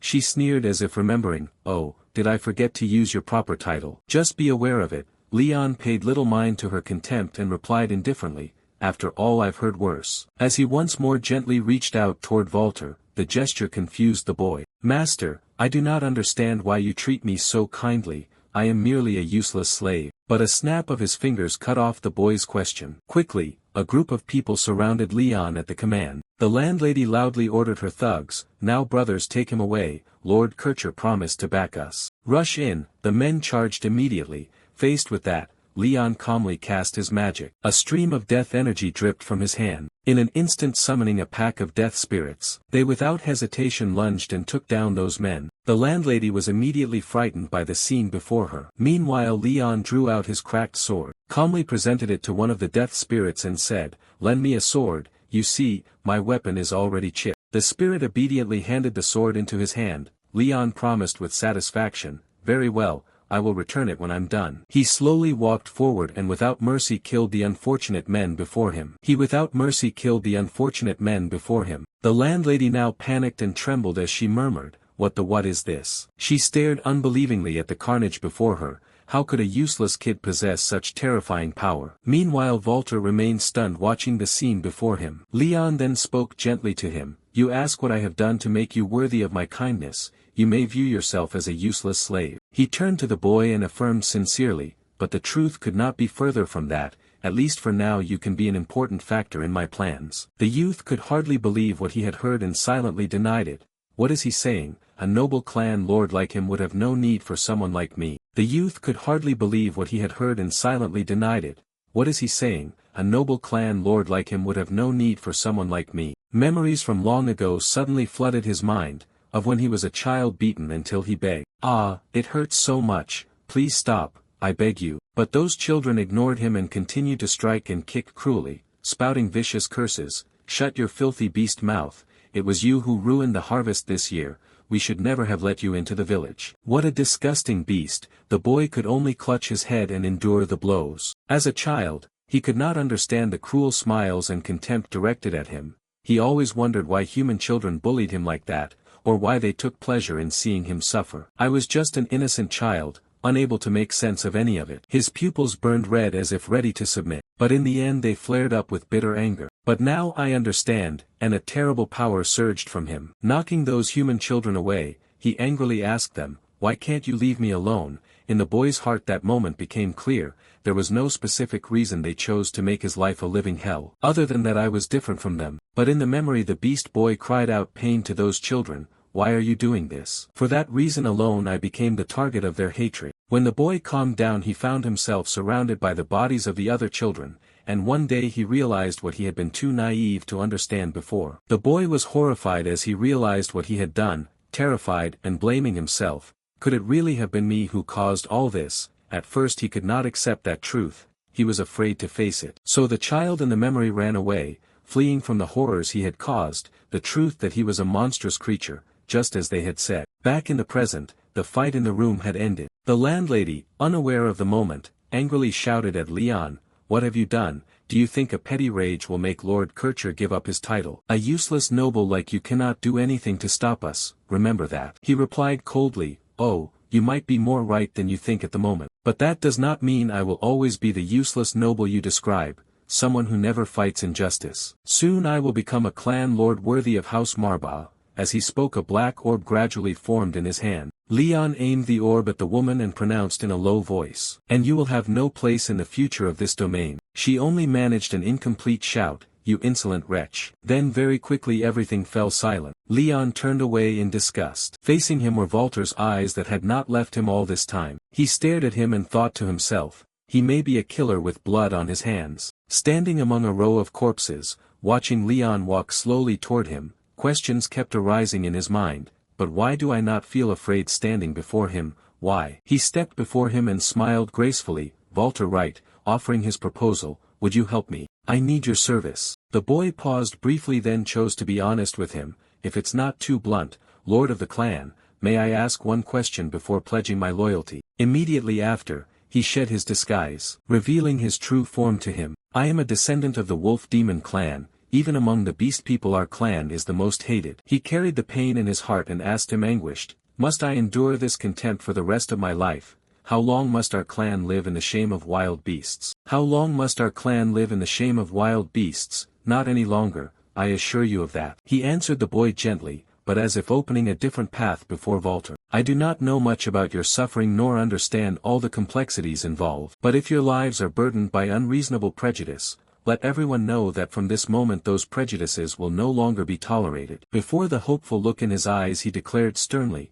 you will be a loyal servant of House Marba. With a gentle hand extended, a light smile and a steady voice, Leon told Walter, I promise you. Walter's eyes filled with tears as he looked at him, the resolute words pouring into his ears. Let all the world know that you will be a loyal servant of House Marba. I stake my honor on it. 2 tears ran down Walter's face. He placed his hand into Leon's hand as his acceptance. Nevertheless Leon formally asked again, may I take your stunned silence as agreement? Walter joyfully affirmed, yes, my lord, I would be honored to serve you. Elsewhere, where the grand palace of Emperor Arkheim stands, in the reception hall, Esteban von Arkheim the emperor sat dazed on his throne. Behind him stood Louis von Arkheim, crown prince of the Arkheim Empire. He spoke for the emperor to those below, attend, Eldoras, for what purpose do you request this royal audience? Eldoras bowed respectfully and spoke, Your Highness, a letter has arrived from Count Sylvester. The prince sneered with contempt, as crown prince I only concern myself with the affairs of state and duchies, must I now bother with a mere count? He added, turning to the king's stiff expression, my father will surely be angered to hear this. Eldoras hurriedly explained, I would not dare presume such a thing, Your Highness, I rushed here only to bring good news, please forgive me. Those words successfully piqued his curiosity, good news Eldoras faced the question sweating, thinking, the crown prince is the most powerful person in the empire now, I cannot afford to misspeak and offend him. After a moment Louis von Arkheim asked with interest again, really, you speak of the Marba family? Eldoras excitedly confirmed to him, yes your highness, it is the enemy you have harbored hate for all these years, one of the 3 great houses of the abyss. He also approached the crown prince full of schemes and proposed that his highness should take this opportunity to side with House Sylvester, to once and for all eliminate their mutual enemy. Louis also showed excitement at the idea, an intriguing proposal indeed. But he remained wary of the Marba family's power and cautioned in a low voice, have you forgotten, House Marba commands the power to summon war revenants, a direct clash with them would not be easy. Eldoras, pleased, reported that indeed he was as sharp as ever, your highness, but currently House Marba has no heir capable of wielding that power. Meanwhile the Sylvester power has risen to rival Duke Marba. Louis seemed persuaded by these flowery words and agreed nonchalantly. Very well, continue with your maneuver, this is the right time to wipe those loathsome tomb robbers from the empire. Eldoras, hearing his consent, became elated and shouted, in the name of the empire made greater, I will personally lead this campaign to victory. Watching his figure depart, Louis smiled with satisfaction, thanks to our ruler's lenient rule, father, at last I can remove this thorn from my eye, a remnant of a bygone era. He addressed the soulless emperor with admiration, your legacy will be preserved in my hands. Louis was like the puppeteer, and the emperor was his puppet. He now embraced the throne from behind with a cold, satisfied smile, and soon everything will belong to me to use as I wish. Back at the Marba estate, everyone had gathered in Leon's private study. Pullen placed a magical pendant around Walter's neck and said to him, the populace still cannot fully trust the beast people, Walter, so I suggest you always carry this with you. He looked at the glowing red gem at his throat and warned sternly, of course your lord and I both see you as a loyal servant, but I fear we cannot ignore public opinion. At that moment, Walter's ears on his head pulled back. He touched his smooth scalp in surprise while Pullen stood aside continuing to admonish, from now on none of our actions may hinder the Lord's ideals, do you understand? Walter stammered in reply, yes, Sir Pullen. He nodded in satisfaction, very good, indeed a perceptive young man. Only then did Leon speak to draw everyone's attention, if everything is settled, I wish to tell you about several important matters, may I? After seeing everyone gathered he continued, first I must emphasize one thing, your oaths of loyalty cannot remain mere words. Leon said sternly as he laid out his demand to all who swore with him, so I ask, are you ready to pledge your eternal loyalty to me and me alone? Pullen was the first to answer wholeheartedly, absolutely, my lord. He was moved and grasped Leon's hand to swear, Pullen, vow to give my life, to serve the ducal house Marba until my last breath. I beg you to grant this lowly servant the chance to fulfill his oath, my lord. Leon was momentarily at a loss for words at Pullen's overly emotional display. The Dark One beside him could hardly believe the scene before him and remarked, New Lord, I am truly astonished. He had broken the will of an old human by words alone. Those near Marba also showed satisfaction. Indeed, conquest and subjugation are the core principles of House Marba. At this, Walter also turned to Leon and implored, I feel the same. My lord, he solemnly expressed his submission to him. But it seemed Leon still felt it wasn't enough. He replied nonchalantly, but that is your belief, not mine. Walter asked him confused, young master, who are you speaking to? Leon did not explain in detail to him. He only clarified his demand once more. Anyway, before we officially begin, I propose making a mana-bound pact with all of you. If anyone refuses this pact, I will understand that you have no intention of following me. Walter still did not understand and mumbled, a mana-bound pact. It is a magical covenant, also called a contract. It transforms both parties' mana into a pattern, binding and linking them in an unbreakable relationship, allowing them to share with each other secrets that should have remained buried in darkness. Leon slowly took his place within the circle. He declared in a low voice to everyone, if no one objects, then let us begin. No sooner had the words fallen than he summoned a black hole full of deathly chi. From within, a pair of hands holding a scroll brimming with dark mana opened up before everyone's eyes. Marba inhaled deeply, and immediately reverted to his original form. He intoned, as the guardian deity of House Marba and the fiend who granted the title to your bloodline, I will stand as witness to this magical covenant. He then addressed Walter and Pullen, who stared at him in horror and chanted, O those who have sworn allegiance to the bearer of my pact, let your souls bind to the dominion of Marba. Praise this glory, bear witness. The necro energy enveloped Leon like a sphere and kept firing deathly rays throughout the room. Behind him the solemn demon Marba proclaimed, the Lord of the Death Spirit has arisen. Marba sat there like a statue, the only other thing being the deadly danger radiating from his blazing red eyes. The servants below could do nothing but stare at him with mouths agape. Only then did Leon speak up, I think that's quite enough of these theatrics. He turned to Marba, still exuding oppressive aura behind him, and said, they are my loyal servants and they deserve respect. Marba understood the meaning and feigned indifference. So that means they have all accepted this pact. But then he pointed at the two and warned in a stern voice, know that the price of this pact is your souls, and any betrayal against the Lord of Death Spirits will not be tolerated. Pullen, who was by nature timid, was petrified and bowed low to show his loyalty. I would never dare contemplate such treachery. Inwardly he wondered, could this truly be the demon Marba with whom the first Lord of House Marba made that covenant? There was no more reasonable explanation for why Lord Leon could command the necrosummoning power. Walter standing beside him had been trembling continuously from the start, such a terrifying mana density. My race is naturally sensitive to detecting mana, yet I am still frozen in place. So the question arises, what is the true nature of young Master Leon, and that ominous black lion? After seeing the sincerity and wholeheartedness of the two, Marba then relaxed and reverted to his diminutive form. The obvious truth was that this cat form of his was so cute, like a cheese stick, that Walter immediately shed his fear and exclaimed, ha, the kitten is so adorable. Fortunately Pullen remained sane and quickly clamped his mouth shut so he could only make indistinct sounds. But it was already too late, as Marba had heard everything. He licked the fur on end and asked in a deep voice, what did you say? Pullen immediately stepped into cover for Walter. I believe he is merely astonished by your large and majestic presence, Lord Marba. I wager Walter has never witnessed such a grand sight. Marba seemed pleased to hear Pullen's flattering words and closed his eyes smugly. Is that so? Very well, but you must not reveal my existence to the human world. Remember, we are at war, and in war knowledge can mean life or death. My form may only be seen by those I choose. From what I can tell, the nobles in your kingdom seem unconcerned about this Kircher. Could it be him? Pullen hesitated slightly when mentioning that person, Lord Kircher, but Walter standing beside him did not know what to say and just reflexively repeated the name, Kircher. After thinking it over he finally said, I recall the innkeeper once received a letter, or rather the letter was sent to her to forward to Kircher. Marba grew excited at the intriguing news, jumping onto Leon's shoulder and exclaiming, here it is, our next clue. Leon kept his eternally unchanged expression. Where is that letter? sadly he replied in a mournful tone, "May the gods pity you." At that moment the black crow beside them spoke up to assert its existence. The black crow knows where it is. He produced a treasure chest and grumbled, "You fools, how could you forget to collect the spoils?" When opened, the chest was filled with gold and jewels so dazzling it nearly blinded the onlookers. Marba slapped his forehead in lament, "I should have remembered how greedy a lackey you are. Since you leveled the inn and dealt with the innkeeper, it seems the black crow believes whatever remained there now belongs to the victor." In contrast to Marba's rapid chatter, Leon was silent as if contemplating something. He approached the treasure chest and rested his hand on the lid, observing it for a while. Finally he discovered something.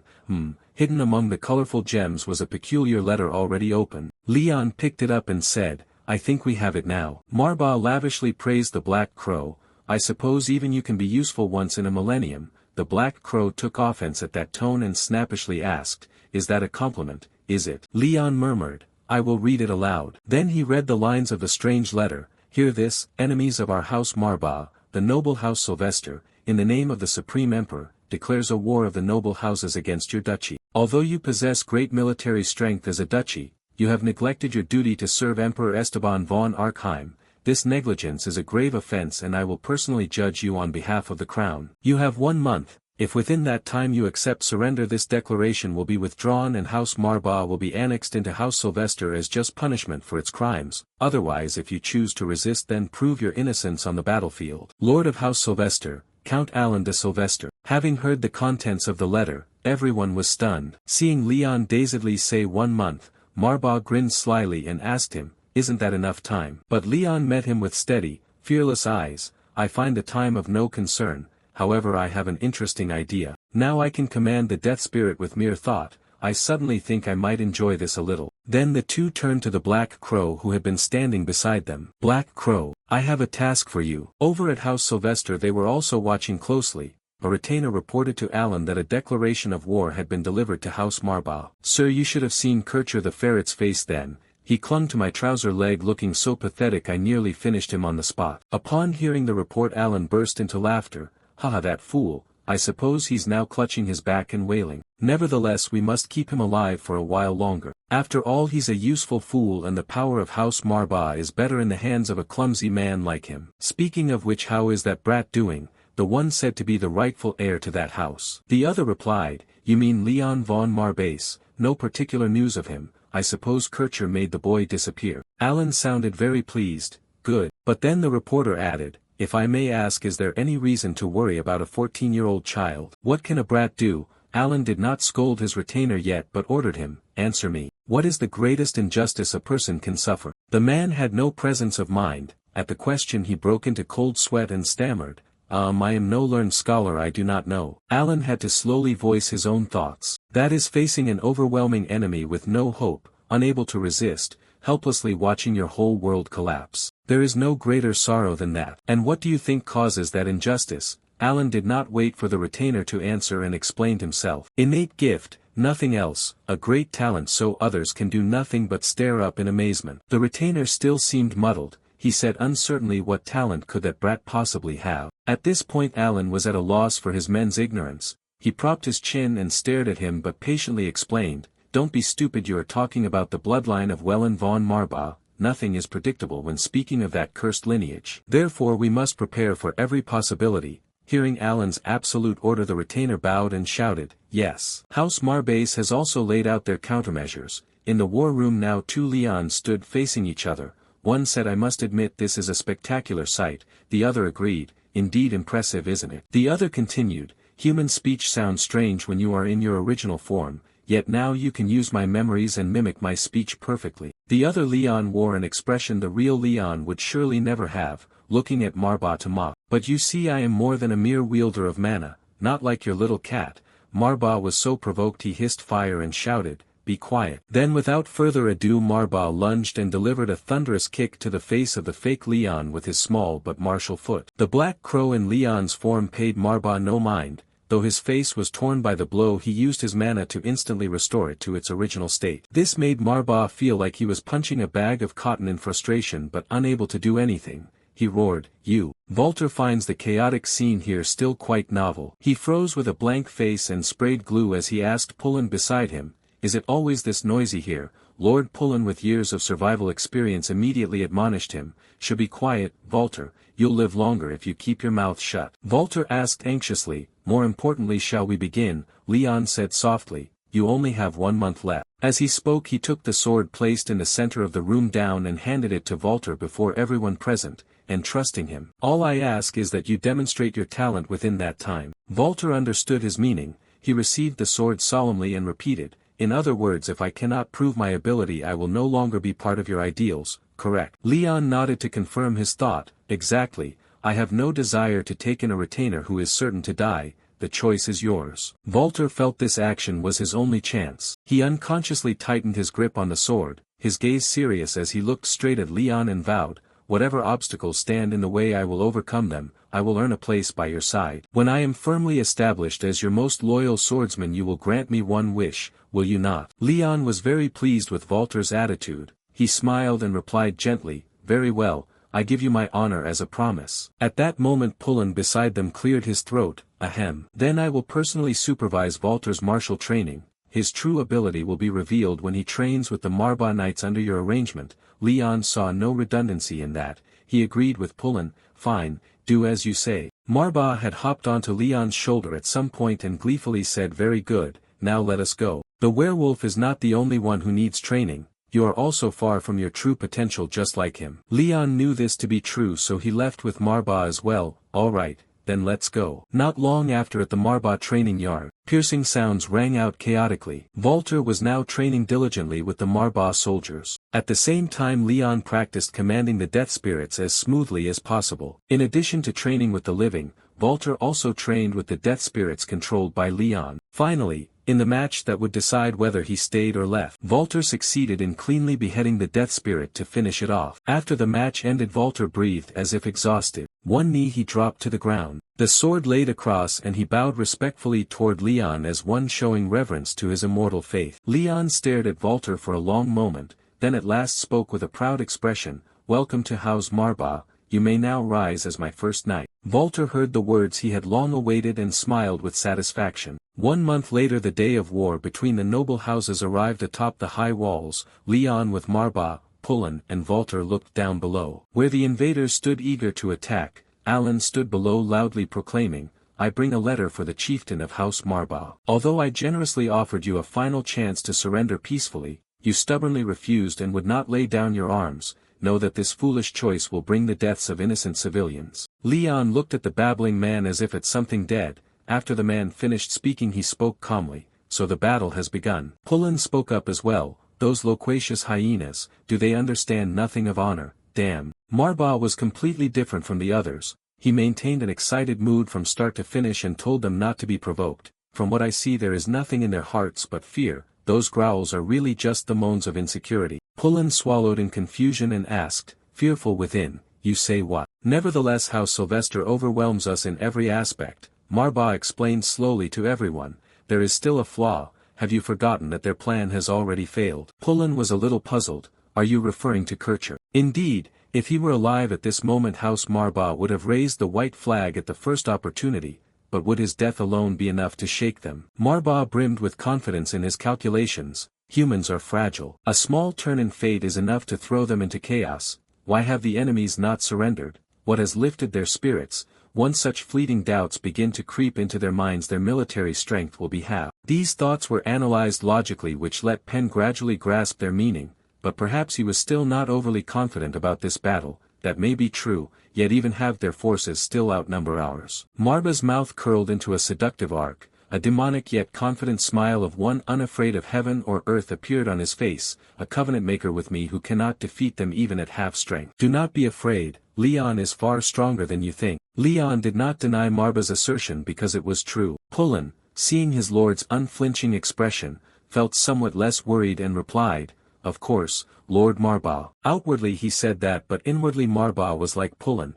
he was quite surprised by the prowess of this new lord. Indeed, even I did not expect. Memories of recent training sessions replayed, In the middle of the training ground Leon sat cross-legged surrounded by surging streams of mana while Marba and the Black Crow stood at the edge observing. From the rock formations and mana fences poured out inky black currents of energy. At that moment Marbase also lightly stamped his foot on the ground, emitting an energy that summoned red death spirits to rush and attack Leon. Leon sat still, eyes closed in meditation, yet he clearly sensed the aura of the approaching enemy. So he emitted his own purple mana and summoned a squad of purple death spirits to charge back. In the blink of an eye the two sides lunged at each other, and after a few strokes Leon had clearly seized the initiative. The purple death spirits quickly finished off Marba's red spirits and roared terrifyingly. Witnessing that duel Marba pondered, although these were the weakest souls he could summon. But only a week had passed since that child learned to wield mana and yet he could feel its flow even with his eyes closed. Incredible, his talent far exceeded all normal expectations. The Black Crow beside him shared Marba's thought and spoke,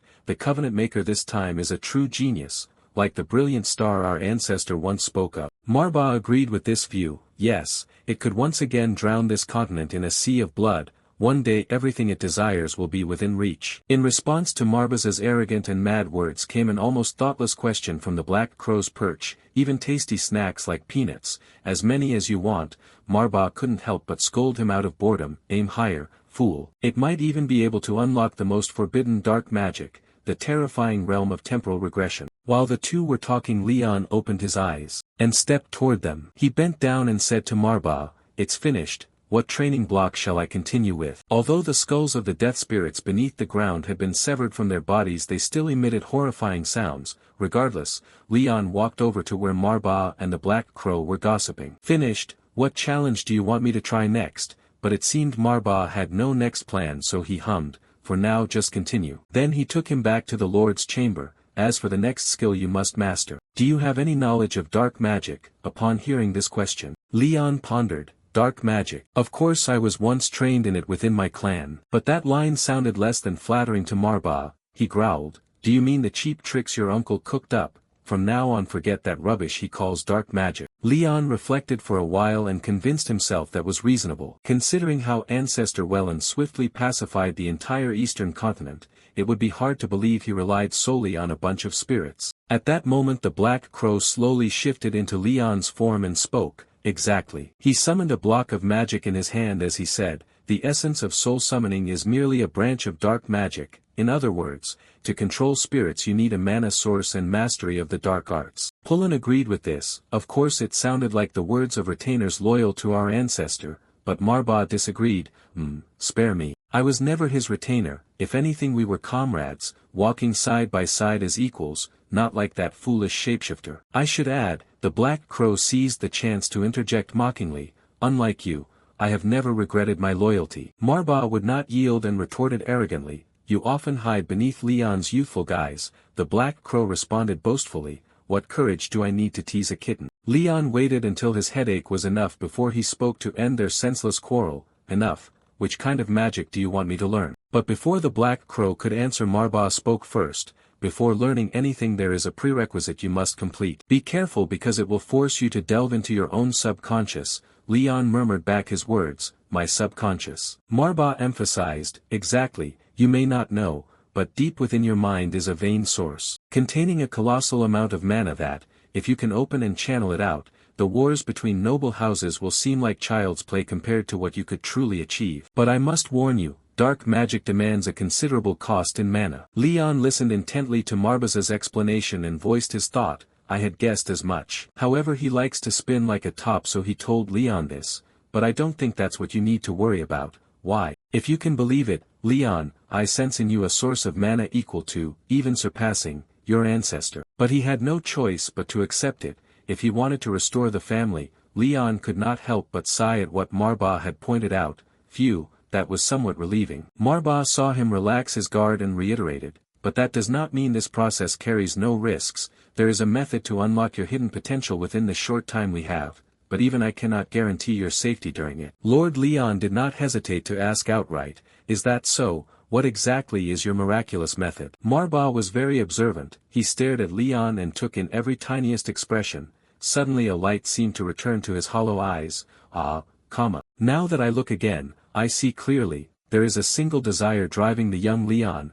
he was a little pleased by what he had observed. Manhwa instructed Leon, first you will begin by exhausting all of your mana to the last drop. Then your potential and subconscious will guide the way. Leon immediately responded with almost no hesitation, then begin the test. Manhwa concluded his curiosity, a primal thirst for the greatest motivating power. After Leon poured out all the mana he had, he staggered slightly and had a headache. Whoosh, I think that's enough. Suddenly he toppled backward without warning, sending Pen's soul soaring to the clouds. Sir, you cannot abandon us so soon. Seeing the old man wail as if dying, Marbase angrily flew over and struck his head painfully. He hissed, do not disturb the boy, you fool, put your trust in the Lord you worship. Pullen sobbed with tears streaming, but master, Lord Leon may be our lord, but as you said, he is still just a boy. The Black Crow stood to the side and explained in a low voice, did you not hear what we just said? Our Lord's covenant maker may be the greatest talent we have ever witnessed. Manhwa, who rarely agreed with him,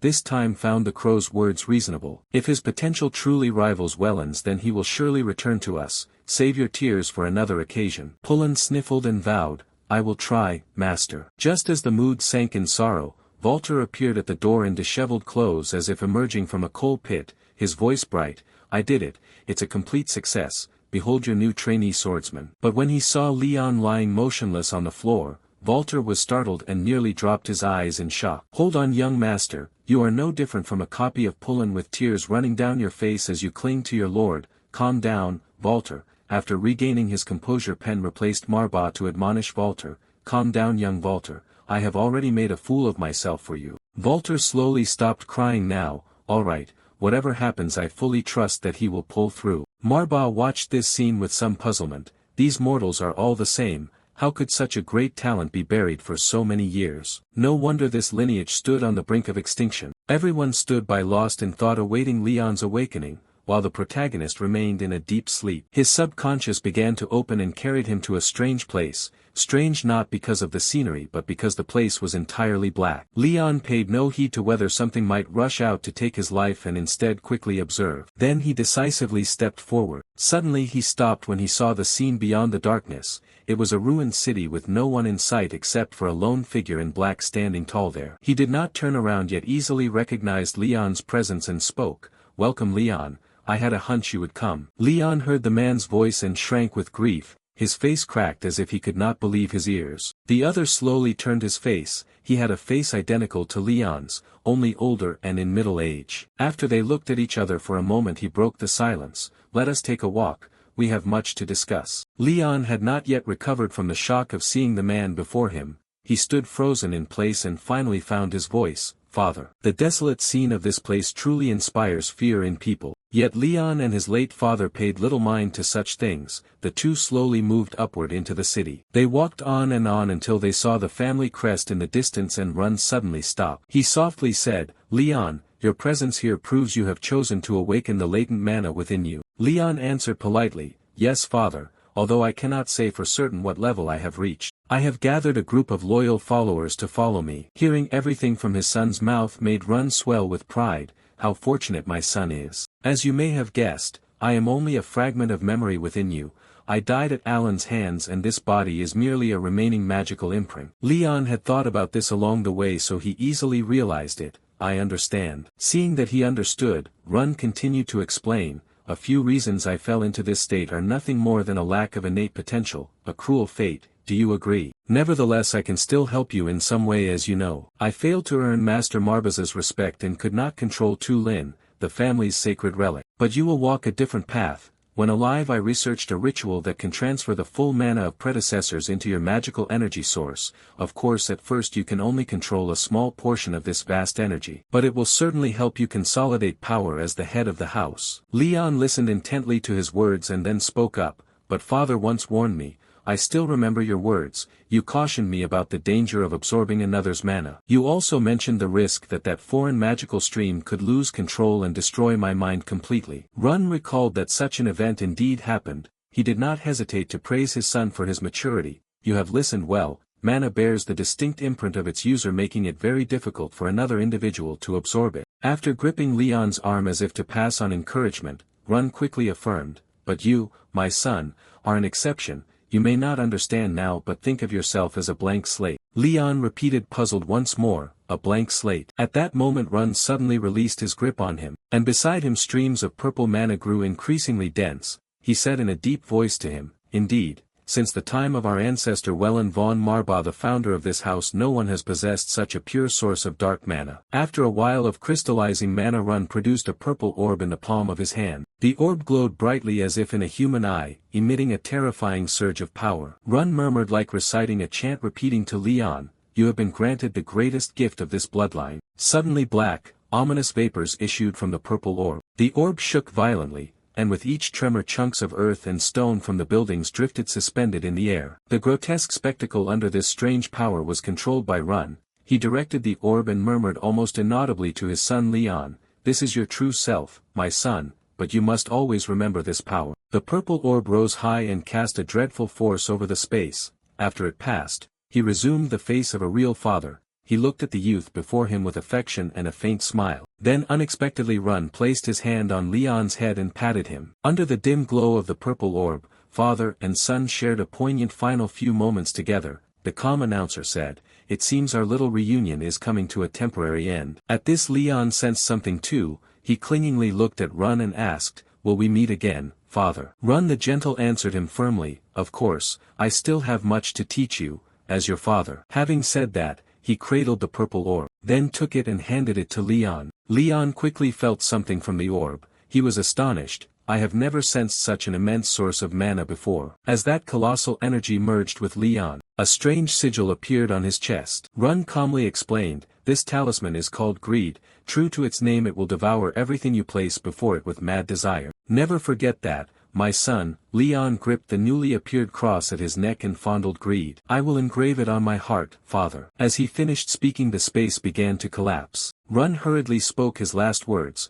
the next time we meet will be when you desire it the most. As everything nearly vanished, Leon bowed solemnly to Run and replied, may that day come soon. Then he disappeared into the void. Only then did Run voice the doubts he had been weighing. If only one wish could come true. You could shine as brilliantly as the greatest rising star on this continent, but alas, the future is not within my sight, and no one knows whether this power will lead you to glory or to an abyss of ruin. In my deepest despair I fear that may be the ultimate outcome. Meanwhile, outside of reality, the four of them stared at the Lord who lay unconscious on the bed. If looks could pierce flesh, then Leon would already be honeycombed with holes. The scene was terrifyingly silent. Pullen spoke anxiously, are you sure he will awaken, sir? He was frantic and did not know what to do. I do not dare doubt your wisdom, Master Marba, but please remember young Master Leon is only 14, what if this illness leaves permanent damage? I do not know how to face the former heads in the afterlife. Marba, slightly annoyed, replied sternly to Pullen,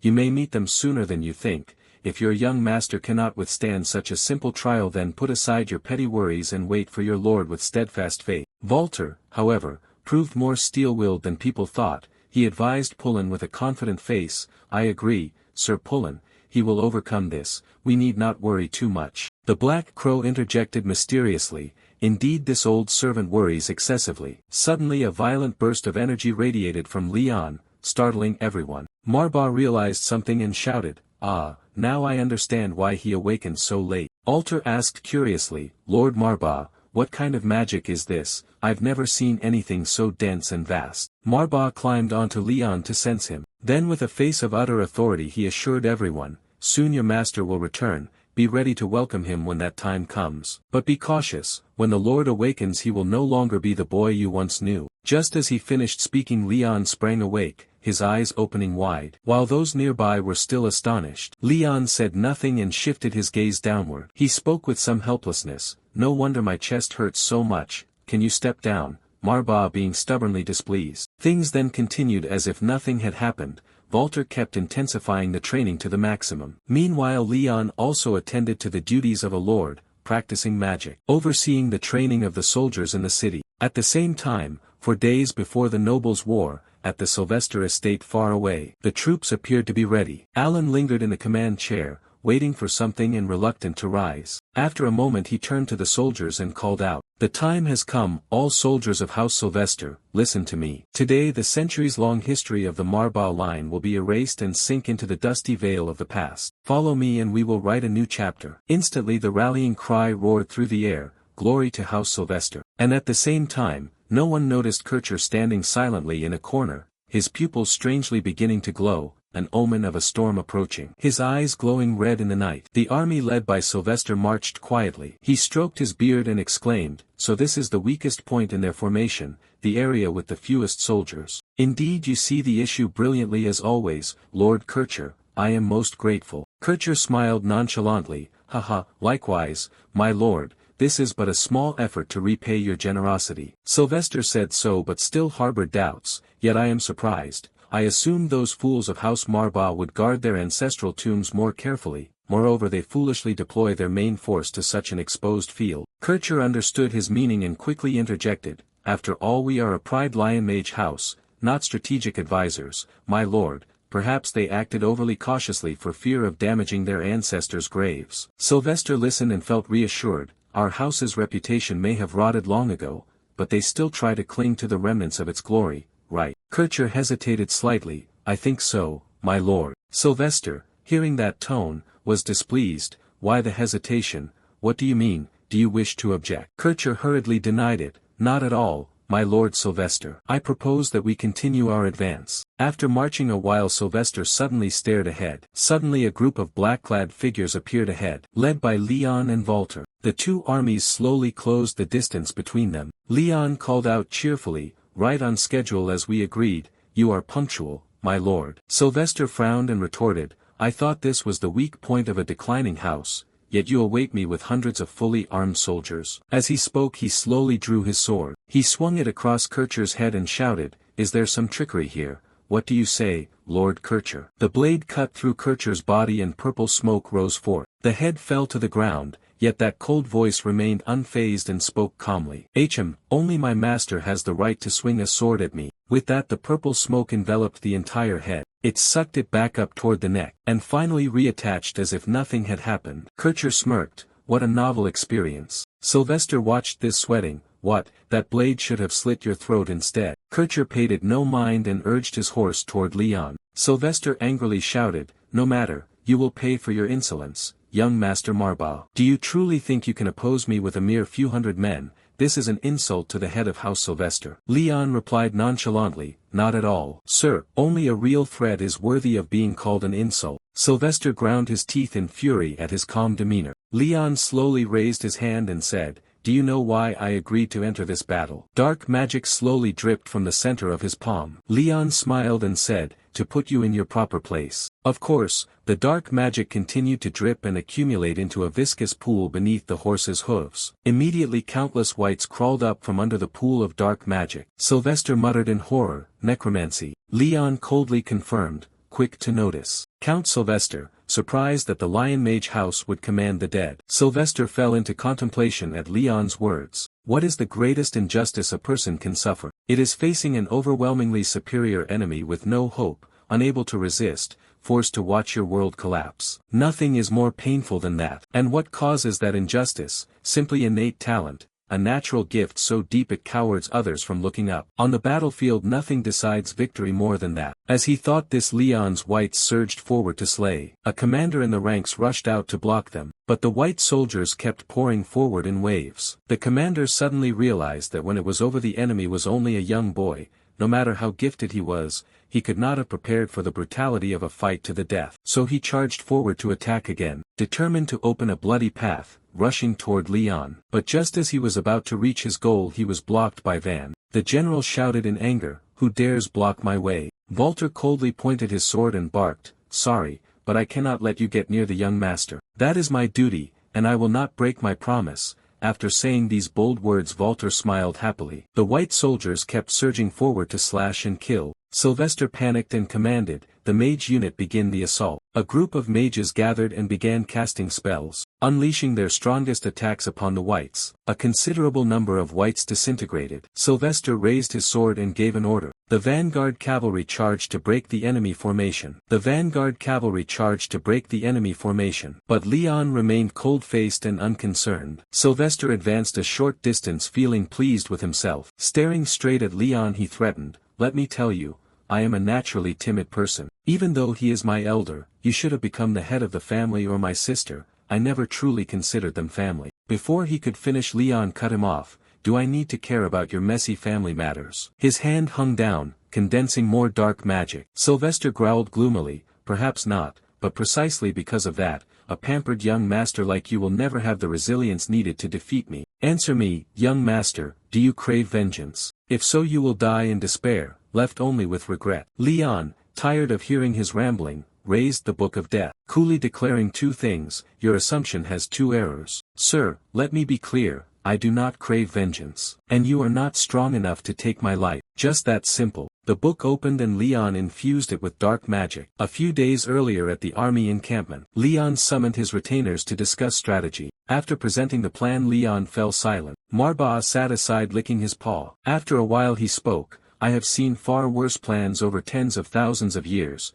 but your plan is excessively risky. Choosing this location as the operation area was a correct decision, but aside from that," Leon interjected, "I can assert there is no better option. It would be foolish to be overly cautious when the optimal solution lies before us." The Black Raven nodded in agreement, "I have faith in my master's plan." Just as he began to get serious he teased Marba, "So what right does a foolish lion cub have to order us around?" Walter said awkwardly, "If so, I will also follow your strategy. Not that I underestimate your wisdom, Marba, of course not." Marba flopped and threw a tantrum, "Are you going to completely ignore my opinion? Suit yourself." Pullen also presented his view, "As for me, I will order the mobilization of all forces we can summon. On the honor of a vassal, I will not let you go to the battlefield alone." Leon stood up satisfied, "Good, if everything is clear then I propose we act immediately." Seeing everyone leave, Leon called out, "Ah, Lord Marba, before this meeting ends there is one thing I want to ask you."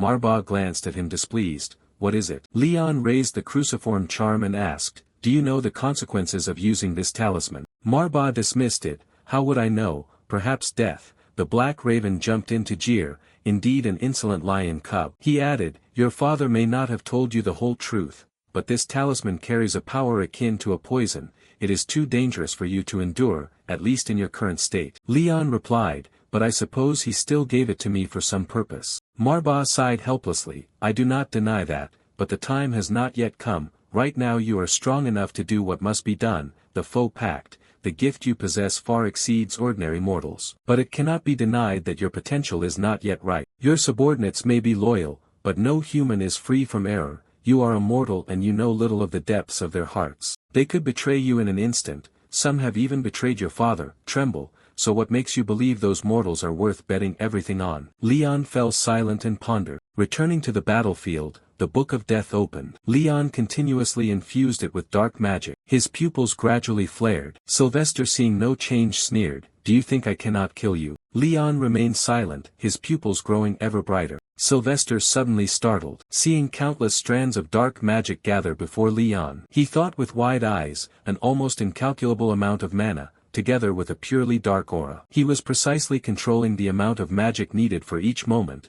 How could he attain such absolute mastery? Leon coldly intoned, "All loyal servants of Marba's in hell, hear me." Sylvester grew even colder, "My instincts are warning me. Whatever is about to occur, I must stop it at all costs." He turned and ordered, "Stop him casting that spell at once." Leon glared and commanded, "Legitimate descendants of the house of Marba, I summon you. Answer me and serve under this banner." The entire battlefield trembled violently. Countless white earth creatures surged forward, in both human and demonic forms. Sylvester lost his will to fight and stood dumbfounded. Before him was a sea of soldiers with no end in sight. Marba stood on a cliff looking down, his face creasing as he assessed. To the abyss below, "This brat is as unruly and stubborn as his ancestors, Wellen." The cruciform talisman glowed. The army of whites growled angrily. and charged straight at the soldiers to cut them down. The force of those demons was more than humanity could withstand. Behind them was also a unit of necromancer mages, casting litanies that struck directly into the army. Sylvester screamed in panic, "Damn, it's a trap. He intends to drag us all into the grave. He commands an army of the undead." Sylvester hesitated, unable to decide. Meanwhile Leon was sweating profusely and collapsing forward. His face contorted as he clutched his chest. Unable to hold on, he coughed up a mouthful of blood. Seizing the chance, Sylvester shouted, "Stop right now or you'll be throwing yourself into death." "Fine, I promise to spare you and your men, but end this farce at once." Leon ignored the rambling. "I do not wish to disappoint you." "Master, recall when Manhwa asked earlier, what makes you believe those mortals are worth risking everything for? Until your talent fully ripens, I advise you not to foolishly sacrifice yourself for others. You are not yet strong enough to worry about others' fates, let alone their lives." Leon pondered for a moment, then said, "Lord Manhwa, why must we always wait until a fruit is ripe to pick it? Is it really so wrong to pick it first and let it ripen?" After a while the entire battlefield was left with only Sylvester. Seeing him kneeling on the ground, Leon slowly stepped forward. His eyes looked up to meet Leon's cold gaze. Rain poured heavily. Sylvester remained kneeling there. He dared not lift his head and asked, "You said revenge is not your aim." Leon confirmed, "That's right." Sylvester trembling clutched at Leon's robes, pleading, "Then you will grant me mercy, even though I do not deserve it. I swear I will never oppose the house of Manhwa again, nor utter a word about your power to the rest of the empire. Please, I beg you." Leon stood silent and did not answer. After a moment he spoke, "Since when have we been close enough to grant each other such favors?" Sylvester threw his head back and shouted, "But you see, revenge only produces an endless cycle of hatred." Leon coldly glanced down. Sylvester was terrified and dared not speak further. Finally he threw off his pleading cloak. "I was coerced, it's true. As the head of another noble house you must understand. We have a duty to do everything for the prosperity of our house." Leon rubbed his chin and muttered, "Duty, perhaps you're not entirely wrong. The burden of being the head of a house is indeed no light thing." Sylvester, seeing him sympathetic, hurriedly added, "Yes, I am also weighed down, so I cannot struggle. I am forced to do those cruel things because of my responsibilities." Just as he was getting heated, Leon cut in, "But what does that have to do with me sparing you?" Sylvester blinked stupidly. "What?" Leon slowly drew his sword and said, "Don't misunderstand, I bear you no grudge. The only reason I must take your life is because of a cold and indisputable truth. Your continued existence brings no benefit to House Marbase. Farewell." Sylvester ground his teeth in hatred. Trembling he threw his head back and screamed, "Arrogant fool, by the time you realize what you've done it will be too late. The power you toy with like a plaything is not for a child." Before he finished speaking, Leon cut off his head. Facing blood spraying everywhere, Leon wore a cold expression. Sylvester's corpse collapsed as a signal that the battle was over. The soldiers gradually dispersed. A pain struck Leon in the chest. He slumped and murmured, "I should have known the price would not be light." Having spoken he fell flat forward. Walter, seeing this, shouted, "My lord." Manhwa leapt forward to reassure, "Do not worry. He is merely suffering the consequences of mana exhaustion. Little Leon's talent is beyond doubt, rivaling that of his ancestors of old. The question is whether such a child should be allowed to hold so great a potential. Inside him is a monster even I cannot control, a perilous pact that trades away every aspect of his humanity." Saying this he turned to look at Sylvester's corpse and exclaimed, and more urgently, "It seems the demons have begun to intervene in the human world. An ill omen." Pullen and the Black Raven rushed over as well. After some time Leon slowly opened his eyes. The loyal servants rejoiced, "He has woken." The loyal servants rejoiced, "He has woken." Pullen bowed his head and wept, "Forgive me, I have failed you again. I will atone on the scaffold." Manhwa said with amusement, I will not stop you, the old man will be entertaining." The Black Raven jumped in with his mouth, "Adorable as he may be, that foolish lion cub lacks compassion." Manhwa snapped angrily, "Do you expect empathy from a demon, and do not think I will tolerate your constant sniveling." Leon sat up and said, "The scaffold will not be necessary, you have fulfilled your role admirably, I assure you." Walter hurriedly reported, "The Sylvester house appears to be on the brink of complete collapse after the leader's death. I believe they will not dare launch another invasion in the near future." Pullen clenched his hands in excitement, "That is as it should be. Under your wise guidance House Manhwa has finally recovered. However, there remains one outstanding issue." Leon looked surprised and turned, "What is it?" Pullen bowed his head and answered, "Although I am ashamed to say this, my lord, House Manhwa is now nearly completely depleted financially, moreover we carry a substantial debt. Leon gaped, huh? Marba paid no mind and said, I do not see that as a serious problem, just send a bill to claim heavy reparations from House Sylvester and it will all be resolved. Pullen remained glum. Ordinarily that would be so. However, the Imperial Court has issued an absolute ban on all compensation claims. Marba cried out, what, for what reason? Pullen explained with difficulty, but you must already know. The Lean Heir, Seder, and Marba houses, 3 noble bloodlines, have long been tightly controlled by the court. Perhaps the court wants to prevent our rise and so has suppressed all compensation claims. Marba sighed helplessly, it is chaotic both inside and out. Leon asked tensely, so exactly how much do we owe? Pullen said nothing and held out a hand. Leon forced a smile and blurted, 50 million gold. Pullen shook his head without comment. Leon was speechless. 500 million. Pullen again shook his head without speaking. Leon Van Vee guessed it surely could not be as high as 5 billion, 500,000 would still be manageable. Pullen interrupted, forgive my bluntness my lord, but you guessed correctly. Leon was surprised, guessed what? Pullen replied the debt of House Marba, my lord, is 5 billion gold. Leon felt as if he were about to become a beggar. At the same time, inside the city, a handsome young man entered. He looked around and murmured, and now I am in the territory of House Marba.